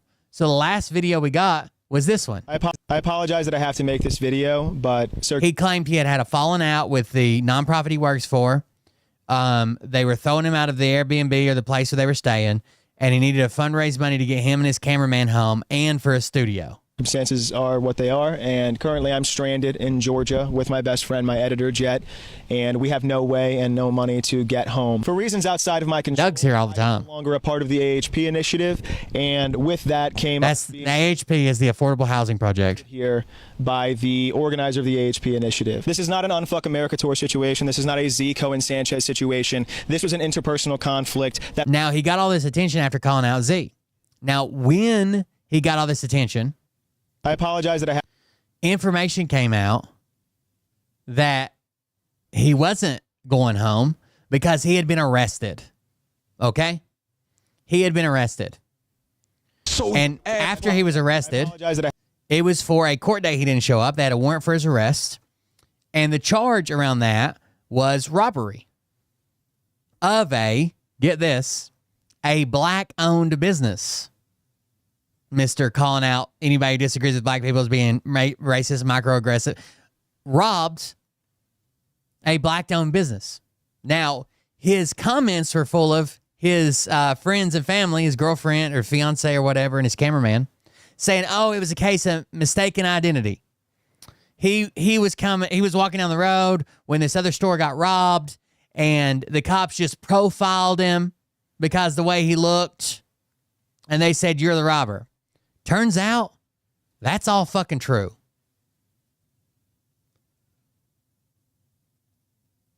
That's all true.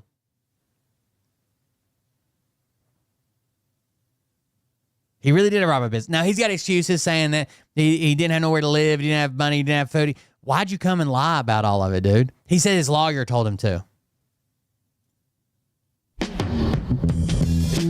All evidence being used in this video is backed up by first-hand accounts, second-hand accounts, and screenshots. And to any prosecutors currently looking to convict me of any crimes that I may or may not have committed, you will have my confession. Is it a microaggression to rob a black-owned business?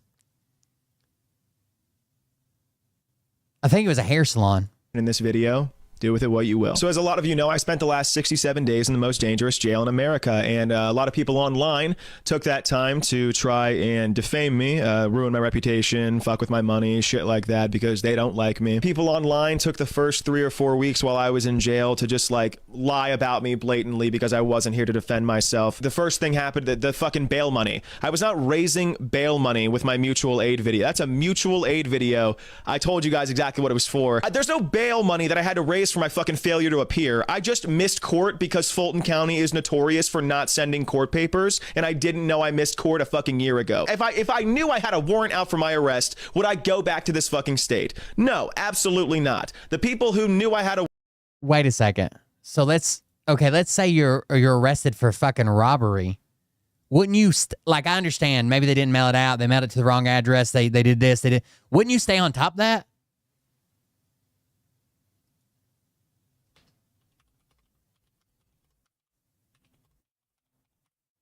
Like, there is no way anybody is going to drop the ball on this because I'm going to be so far up their fucking ass. So far up their fucking ass. They're not going to be able to miss me. And it was over a year since he was supposed to appear in court. He never called and checked on it, never cleared it up, never looked. He had no idea he had a warrant until they arrested him. A warrant out. Decided not to fucking tell me, first of all. Second of all, they waited until I went back down there in Georgia because they knew I was doing it on my tour and called the cops, and that's why they showed up at my fucking show. I've never asked my audience for anything like that. Ever. It's just not... They showed up at his show, by the way. He was performing a show. I guess stand-up or something. I don't know. And he picked him up. What I do. I did this one time. I was like, let's fucking go. Like, you know what? A lot of my community wants to see a lot more out of me creatively. By the way, it looks bad that you, maybe they're not two are not connected. It looks bad that you started to GoFundMe and got arrested the same night. I'll just see if maybe I can just fundraise the money. And I was raising the money. I was right fucking there. And then they decided to lie to you guys about what I was raising it for. And then it disappeared. I felt like I was about to get everything that I ever dreamed of, like right there. And I did it the right fucking way, man. And they took it from me.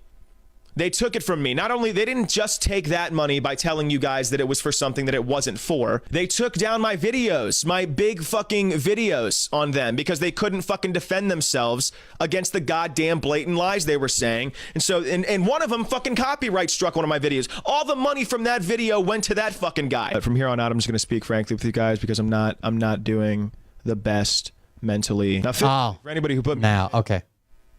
I'm doing great. Like, I'm feeling good. I got to cut down about like 10 pounds, but this is the best shape I've been in my life. But other than that, pretty dick move. I've been through like legit hell the last 67 days. And the hell was exacerbated by the fact that so many people online were lying about me. And the two people who are closest to me, my best friend and my girlfriend, the love of my life, the one who is, I mean, I had to call her about 7 or 8 times a day, every single day while I was in jail. Not to mention, I don't know if you can see on my face. On camera. Yeah, this whining's not doing, like, maybe you're not doing mentally. I don't think you lead off with that. But my face, the outside of my face is just now healing, but the inside is still not healed from when a cop assaulted me, and you know all of the other hell that I had to. The outside's already healed, but you can't tell I'm still not healed on the inside. You just have to trust me on that one. Experience cockroaches in my food and constant violence going on around me. And until I was in jail, I have never told anybody this because I was instructed by a lawyer not to tell anybody about this. But let's go ahead and do it anyway. This is the full. I don't know why you do this now, bro. I mean, unless it's already settled, and he got time served and some type of penalty he paid. But you know, it's hard for him to even make bail. It should be hard for him to make bail because he's a flight risk. He had a bench warrant out for a year for no show. True story of what happened to get me in jail. Now he went this whole time saying it wasn't him, mistaken identity, or his friends said that for everybody. Mistaken identity, it wasn't him. His fiance said it wasn't him. They just picked him. They profiled him. You know how shitty cops are. And he was waiting for his day in court to defend himself. Jail for the only time that I've ever been in jail prior to this. The story I shared about the arrest was also something my PD came up with. It was still my decision to share a lie, and for that I'm sorry. And I understand if this causes you to unfollow or distrust me moving forward. I lied, and that's what happens when you lie.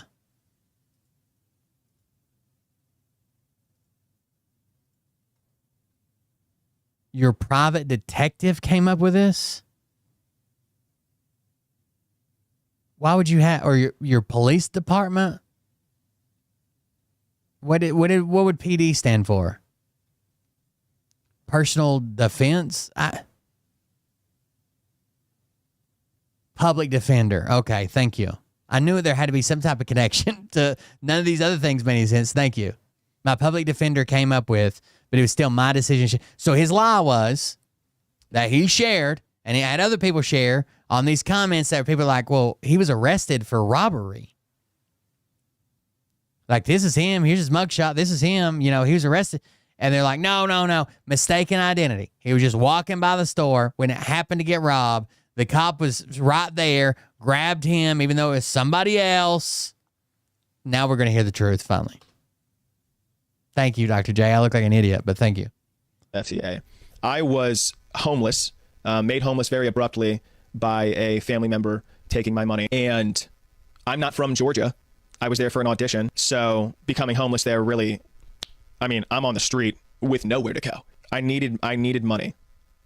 I was homeless. I was scared. I walked into a restaurant. I put on like 3 or 4 layers of clothing and put my hair up. I had longer hair at the time. I put my hair up in a bun and then put a beanie on over it and then put one of those like COVID masks on my mouth. And then I wrote a note that said something to the effect of, I need money. Please give me money. There was no threats of violence or anything of the sort. It was just like a little like pathetic like note. And I was going to walk into a bank with it. I walked into a Truist. I got too scared and too nervous because there were a lot of people around and I was like, well, what if they raise the alarm? And then I walked out and I saw a check cashing place, probably a lower key vibe in there. So I walked in, I handed her the note. I didn't say a word. And she looked confused. Check cashing places, a lot of times, they're going to have a whole lot of money on hand.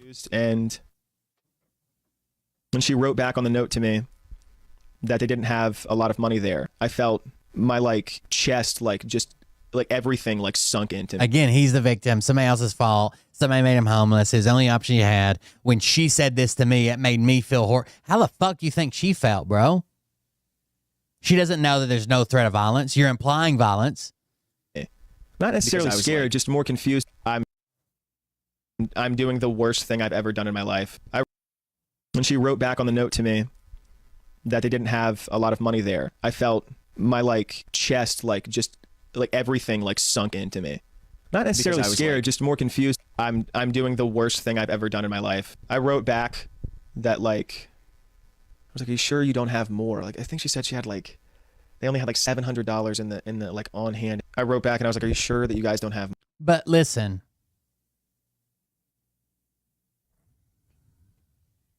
you were in Georgia and someone made you homeless there, but you don't live there. Are you telling me all you needed was gas to get home? If you don't live in Georgia and someone made you homeless there, you were there for an audition, Or are you telling me that you're in Georgia, made homeless from wherever you're from? Like you were kicked out while you were out of town, maybe. And he said, a family member stole my money. It's their fault. They kicked me out. They made me homeless. More or whatever. And she said no. She didn't say it. She wrote it. There was no words the whole time. I mean, I sat there for like, when she wrote that back, I sat there for like, oh my God, it felt like 75 years. Like I was just sitting there, just staring into nothing. I said I was sorry, and I stood up and I walked out. Either they tipped off the police, which is why a cop was walking by, or it was just lucky. The second I left the door, I mean, the door did not even shut behind me. There was a cop to my right, pulled his gun on me, told me to get on the ground. I got on the ground. I just kept saying I was sorry. I didn't take any money. It's not mistaken identity when you keep saying, I'm sorry, I'm sorry, I'm sorry. Just sort of embarrassed myself and felt like shit. And to me, not necessarily scared, like, just more confused. I'm doing the worst thing I've ever done in my life. I wrote back that like, I was like, are you sure you don't have more? Like, I think she said she had like, they only had like $700 in the like on hand. I wrote back and I was like, are you sure that you guys don't have more or whatever? And she said no. She didn't say it. She wrote it. There was no words the whole time. I mean, I sat there for like, when she wrote that back, I sat there for like. So you didn't even steal the money? You just left? Oh my God, it felt like 75 years. Like I was just sitting there, just staring into nothing. I said I was sorry, and I stood up and I walked out. Either they tipped off the police, which is why a cop was walking by, or it was just lucky. The second I left the door, I mean, the door did not even shut behind me. There was a cop to my right, pulled his gun on me, told me to get on the ground. I got on the ground. I just kept saying I was sorry. I didn't take any money. Just sort of embarrassed myself and felt like shit and was just like. So if you just, this doesn't make any sense. There's no way they tipped off the cop and he got there fast enough in Atlanta. So if you're just walking out, why didn't you just look like a customer leaving? Why did he immediately tell you to get down on the ground? Running out with like money flying out the back and someone screaming, hey, stop that man.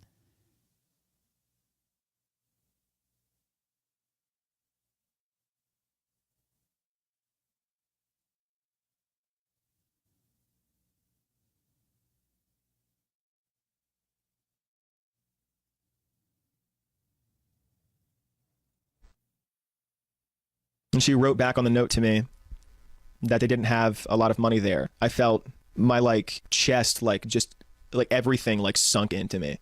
Not necessarily scared, like, just more confused. I'm doing the worst thing I've ever done in my life. I wrote back that like, I was like, are you sure you don't have more? Like, I think she said she had like, they only had like $700 in the like on hand. I wrote back and I was like, are you sure that you guys don't have more or whatever? And she said no. She didn't say it. She wrote it. There was no. Uh-oh, what happened?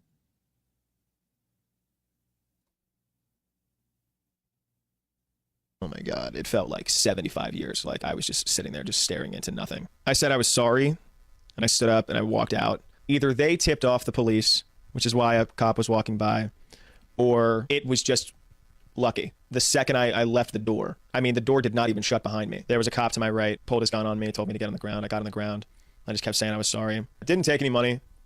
Just sort of embarrassed. I don't think a check cashing place that has less than $700 on hand has a fucking silent alarm wired to the police station. Myself and felt like shit and was just like the amount of people who like will turn on a dime and be like, "Hey, cab, woo," like or whatever, and then like like I heard fucking older millennial got locked up while I was in jail, and maybe it was just the headspace that I was in. Maybe I would have laughed a little bit more at that time. And yeah, I mean, he's like one of the dumbest, like worst people I've ever had the displeasure of like knowing about. But like rooting for cops is like weird behavior.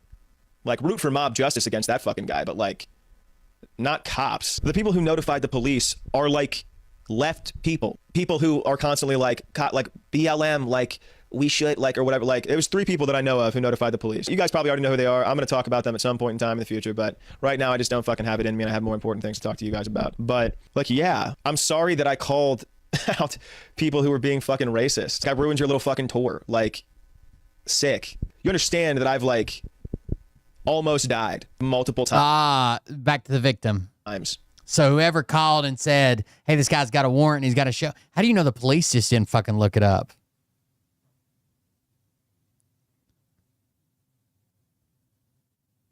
I want to go back to the story. I think the police were called when he was thrown out, when they had the confrontation originally. Hold on. There was an explainer video on there, but I don't think it's there anymore. Yeah, it's not. So maybe they ran his name and shit, and then he come back as a warrant later, and they're like, oh, well, he's got a show here tonight. The last 2.5 months. Not by the fucking inmates. Don't get it twisted. I'm friends with so many people from that jail now. No. Like, I've had, like, multiple guns drawn on me. I was denied water. I was denied food. I didn't exist for, like, 2.5 months. And I'm not okay. That mutual aid video was everything to me. Everything just came together, and you guys were so supportive to, like, try and crowdfund my studio where I can actually, like, take this into the stratosphere and do what I do. I don't do paid promotions. I don't do like fucking ads and shit on my channel because I like to remain authentic, and there's just not a lot of brands that I think are authentic enough to like work with. I never chase money. This is the one time that I asked, and it was right there. I understand I made a mistake, but fucking let me go to court and be found guilty first. I called someone racist, like, because I showed like who a fucking person was, and people didn't want their money fucked with, like. My dreams, like, were right there. The people who were like, what, doesn't he have family? No, some people aren't blessed. Like, I don't have family. The only family that I've ever cared about are dead. The reason check casher places get robbed so often, or used to get robbed so often, is because they don't have very high security. Like, I don't think they'll have a silent alarm. Like, that seems fucking wild for a check cashing place. Dead and gone or about to be. No, they can't fucking help me with anything. But yeah. Not even all banks have a silent alarm. Girlfriend's family, they're like my family. Having them worry constantly, and with everything else they have to worry about with the way the fucking world is right now. Yeah, I'm not okay, and they're not okay, and all these people like they don't even fucking care. What did one have to do with the other? I made a mistake. Sick, dude. He committed a crime. Fuck off. Like, obviously I feel like fucking horrible for what I did, but at the same time, like, these fucking people like victory lapping and like doing this. They didn't do this because they went, oh, a criminal needed to be off the streets. They did this as a retaliation. In Georgia, yeah, probably. I don't feel is the right type of retaliation. Like, if you're gonna be armed against me, like, do some shit. I don't feel like that's the right retaliation. I went around and told everybody you're racist, that you were potentially laundering money, that everything was built on racism, that the tour should fail, that no one should succeed, that anybody that went along with it was also a racist, and they should be shunned from the movement. But if you guys telling people that I had an active warrant, too far. Don't like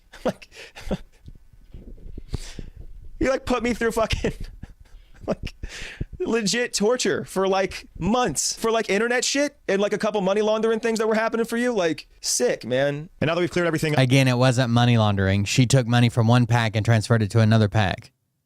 That does something different. It was for canvassing, which is probably expensive. Send a bunch of people out with flyers. You got to pay them by the hour. Up and we can all move on. I'm restarting my mutual aid, and we're gonna hit our goals because we're gonna obviously she had all this heat on her. You think the first thing she's gonna do is launder money when she has to report that shit, and anybody can look it up? Shut the fuck up. Our goals, I already know you guys. Here it is right here. First, $1,000. We will have bail money for my friends that are in jail right now in Fulton County because they need to get out, and I was supposed to be able to get them out, but again. So he promised people in jail that when he got out, the GoFundMe that was not for bail money, $0 for bail money. He promised those people while he was in jail that he was going to use that money for bail for them. So he just started this video by saying, first, the GoFundMe was not for bail money. It's for this. And he's like, oh, well, I told these people I would get them out and pay their bail, but now I can't because you guys took my GoFundMe away from me. These people stole all of my fucking money. At $7,000, I'll be able to pay off all the debt I incurred while I was in jail, which again wouldn't have happened if these people who have a hate boner for me wouldn't have gotten my videos taken down. And at $20,000, we're right back where we were when I left, trying to get this studio, and you guys were crushing that goal. I'm going to be on live until we hit our goal, which should happen very fast because there's a lot of you. And thank you all for bearing with me and believing in me and not buying into bullshit that was going on. Just not believing me and my bullshit. Remember when I tried to tell you that it was this case of mistaken identity? And that you can't wait for your day in court to prove that they fucking lied and you had nothing to do with it, and you would never do that. You guys sent me like a lot of really awesome messages and kind words, and thank you. And I'm sorry that I'm not okay. Right? It's one thing, like, you served your time, you did your thing, you paid back the place.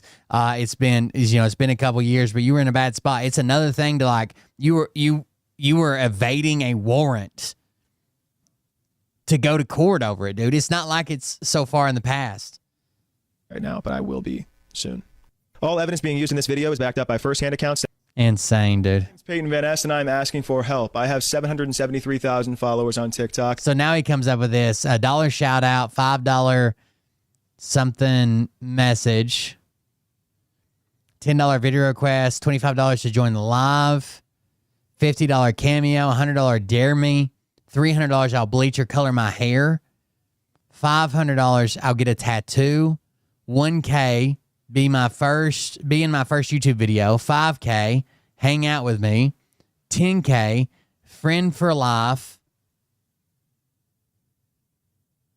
and or 6 months of promotion. And then there's his Venmo. He's raised 4.3K. He's trying to raise 20K. And I'm trying to reach a $20,000 goal for mutual aid. It's kind of disgusting. Like, as soon as you get out of fucking jail, go to this. I don't know. Pick up my life again. If every single one of my followers just donated 3 cents, I could hit my goal very easily. I don't like asking for money. All of you know that. I don't really use my platform for that. I don't do paid promotions or anything like that. I'm just trying to pick up my life and continue my content that I've been doing, that you guys followed for, and seeing if I can maybe make it happen. So we've already raised $4.3 thousand. We're live for however long we're going to be doing that. I'm going to be playing Fortnite. There's a lot of incentives over here if you guys want to do something, make me do something crazy for an amount of money, something like that. But I promise everything that I get, I'm going to give tenfold back to you guys and just the space in general. And I appreciate you guys for everything you've already done. Thank you so much. I love you guys. I will never do this again. My name's Peyton Van Ness, and I'm asking for help. I have... Listen how dumb these people are. I get paid this week, and we'll be making a donation. We are struggling, but we will struggle together. You're the only creator I've seen that's ever been 100% transparent, honest, and stand on business. He lied about the robbery that he was arrested for and said that people were making it up because you called them racist. So now that I'm out of jail, I'm realizing more and more that people online, like specifically online, aren't fucking real. You're the most honest person online I've ever met. This is my apology video about lying about robbing the check cashing place in Atlanta, Georgia. Does that, like, I know that sounds like an obvious thing, but just, like, hear me out. I have never had so many people be, like, weirdly backhanded towards me online. Like the people that are in my comment section, they're like, that sounds awful, what happened to you? I was tortured for 2.5 They don't want to get robbed. months, by the way. That's awful, what happened to you? I mean, but you're not going to do it again, right? Sometimes we make mistakes, and, I know going through that is, like, hard. Fuck off. No, you fucking don't. At all. You have no idea how fucking hard it is. None of them understand, like, what a desperate person might do. You couldn't understand me, ever. I had to fucking struggle than I thought. It's not, I mean, like, struggle, like, it's fucking hard for all of us. Like, it's hard for all of us. But I mean, like, being homeless is, like, a different fucking animal. It's people that are like, well, like, at least it made you grow. This is what I went through. And like, what, fuck off. Like, no, it didn't fucking make me grow. You ever gonna do it again? I don't know. Am I ever gonna be fucking homeless again? No. So, like, I guess not. But like I was just talking to my neighbor. My neighbor's been in jail a few times, and he was like, yeah, no, it's like people don't understand desperation. Like, they don't, it's nobody, like, you can't fucking fathom. There's so many people that are like, hey, cops are fucking horrible. But like, it's like, don't commit a crime, though. Like, shut up. Fuck off. Like, most crime that's committed is committed out of desperation more than anything. And fucking, if it's not out of some fucking, there's a million different fucking reasons why someone commits a crime. And also, jail isn't where the guilty people are. It's where the accused people are. Dumbass. I haven't been to prison. And even if I was, that's so weird. Like, that's a weird You already admitted to it. thing to be like, well, I mean, that person's a felon. Hey, fuck off. There's like a million felonies in America that don't make any fucking sense. The reason the recidivism rate in America is so fucking bad isn't just because of the stigma that it leaves with you for the rest of your fucking lives. It's because this country does not exist without this type of incarceration. Like, you understand that, right? It literally would collapse without the slave labor from prisons and jails. It just seems a little weird to me for so many people to like latch on to this like weird, like, so you had a run-in with the police, huh? Mm-hmm. And what were you doing? Like, who are you, my fucking mom? The only crime I've ever committed was committed while I was homeless, 6 states away from anybody that I knew. I was sleeping on the street, literally. My little brother just died of cancer, and I was on my medication. Give me a fucking break. Like, this is what I mean. Like, nobody is like real. Like, I was just talking to my fucking neighbor about this, and because he was homeless before, and he's also been to jail before, and he was like, yeah, nobody understands. Nobody fucking gets it. And no, nobody fucking does. So now that I'm out of jail, We've been walking. I mean, if I was homeless, I would rob eventually, right? It would get to that point if I had to feed my family or some shit, right? I don't think I would come on and try to justify it. Walking a while. Where are we going? Where are we going? Do you know what? I barely made it. Thanks to God. That was pretty funny. I found the absolute most perfect trail the other day. I was walking the other day, and it was really dark at night. It was super dark at night, and I was like, wow, this trail is where I need to take my friend. It's so out of the way and secluded, and I cannot stress enough, it is the darkest place on earth. If I was doing something to you right over there, you wouldn't even be able to see me. I can't stress enough how fucking dark this trail is. This path, this trail is just like if I was doing anything to you, right here, you like this. If I was like I was gonna attack you, nobody could see. You have no idea how much you are gonna love this trail. Did I mention soundproof? No one can hear anything. You can scream as loud as you want, no one's gonna hear it. I'm so excited. You have no idea. You're gonna love it. It's gonna be you and that trail forever and ever. Where are you going? Come on, Slowpoke. Don't weigh me down. Come on now. We've been walking a while. Where are we going? Where are we going? Do you know what? I found the absolute most perfect trail. It's a common misconception that us hot guys are scared of the dark. I'm out here and I'm just fine. No, because what was that? Because I'm too young to die. I'm not dying over a stupid video. It's a common misconception that us hot guys are scared of the dark. I'm out here and I'd give a mean ham job for a ham sandwich or something. I get that. Anyways, and so he lied about everything. That was where I was going with that.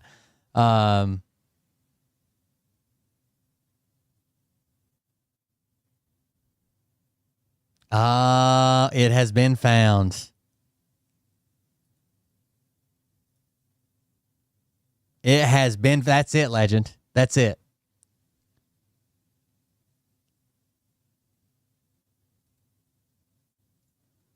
Sorry, guys.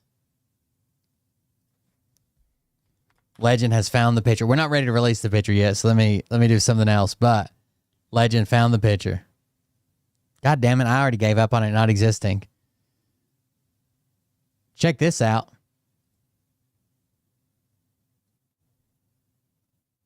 Over the past year or so, I have taken every possible opportunity to remind supporters of the diddler on the roof over here that they are, to put it charitably, subhuman filth, imbecilic morons, rat fucks of the lowest quality and common denominator. And I mean every single one of them, without any exceptions. And it is with great pleasure and more than a little utter revulsion that I announce to you that I was right. And I can prove it scientifically. A recent poll has found that 47% of Trump supporters do not care and would still support him even if he was in the files and even if he did all of those horrible, depraved things to young girls, to children. Ere the fuck go, ipso goddamn facto, the other 53% are too fucking stupid to realize that he certainly is and certainly did. They don't even care. New poll suggests they don't even give a fuck, dude.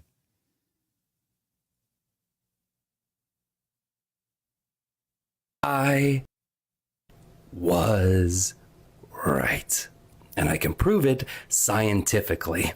A recent poll has found that 47% of Trump supporters care and would still support him even if he was in the files and even if he did all of those horrible, depraved things. If Donald Trump was officially implicated in Jeffrey Epstein's sex trafficking activities, that's the way the questions were. I see it right here. It asked, the survey, which used a representative sample of around 1,000 American voters, was conducted in late July, specifically asked if Donald Trump was officially implicated in Jeffrey Epstein's sex trafficking activities.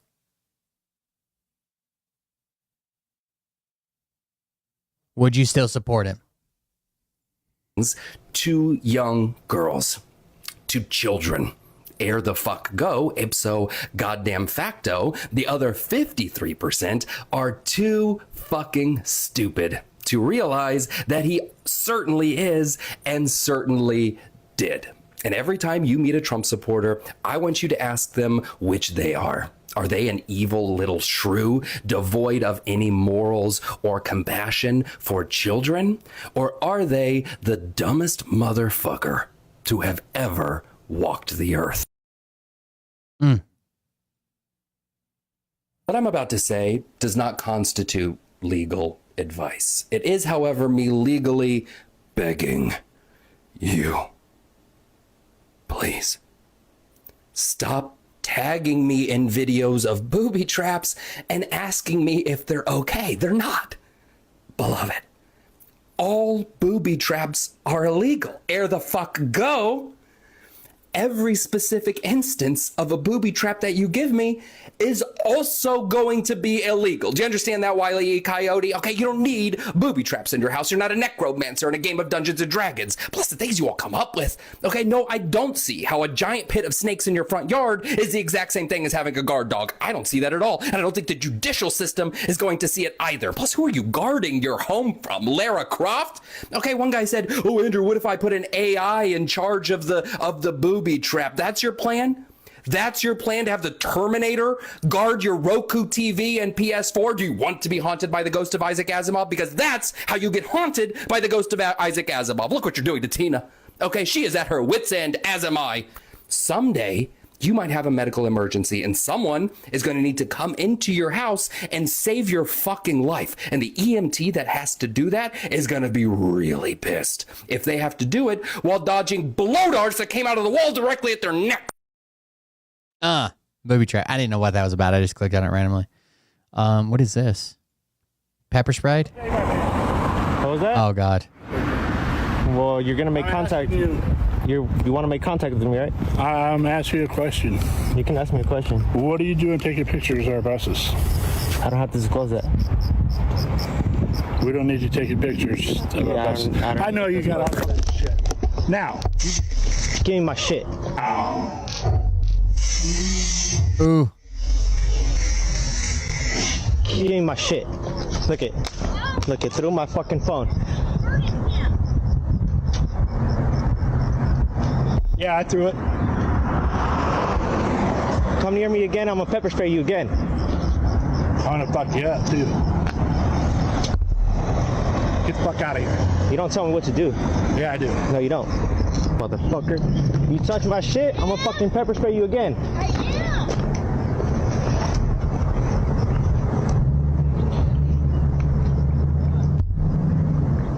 You want some water? Yeah. Damn, that escalated quickly. I like the cop videos. They're pretty good.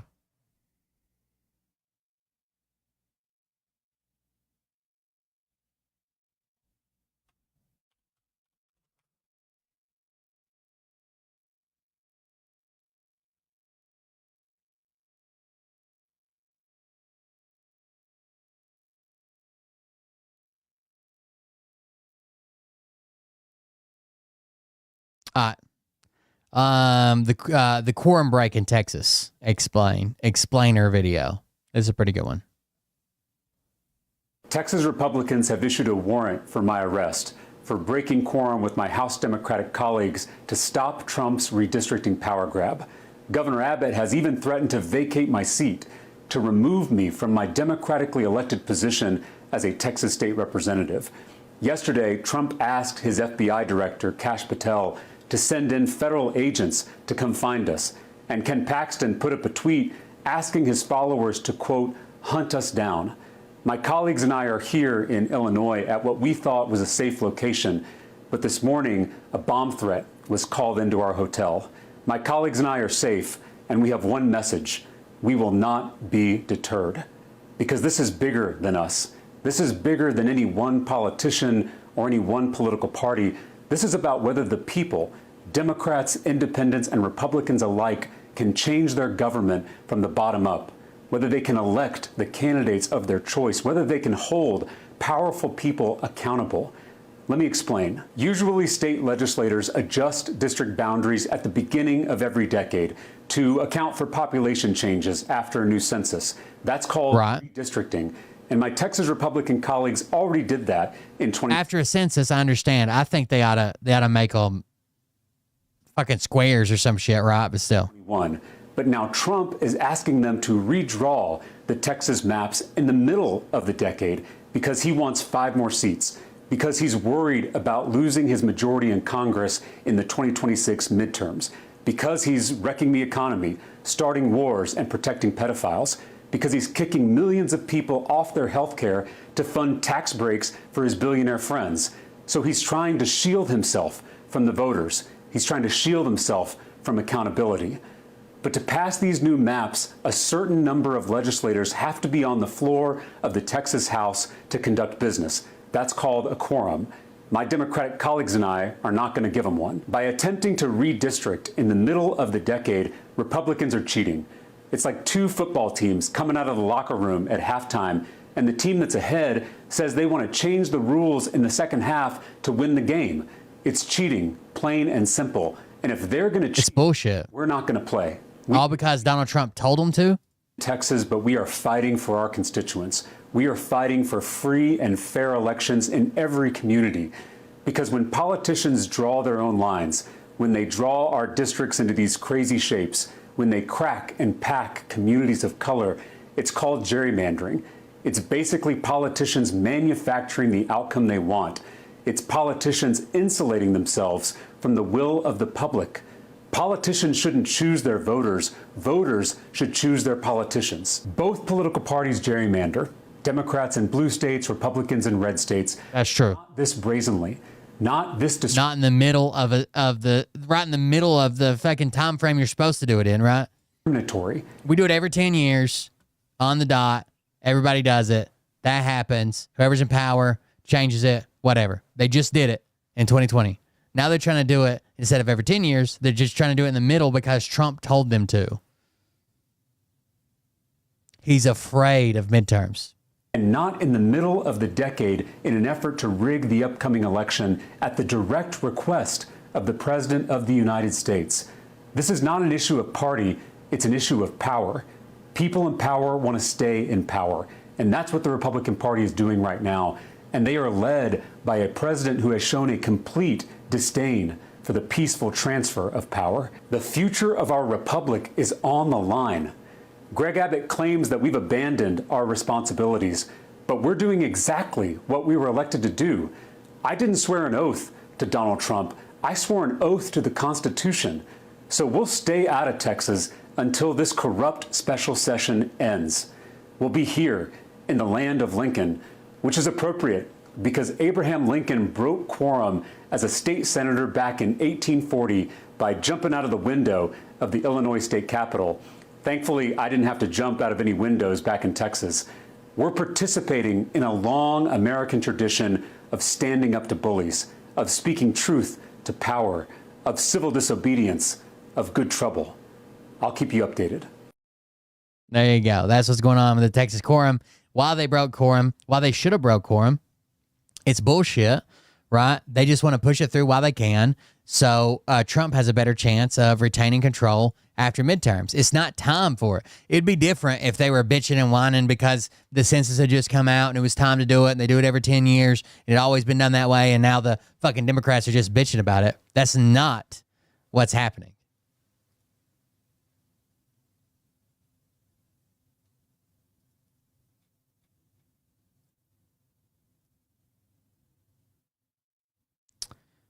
Sorry, just a second.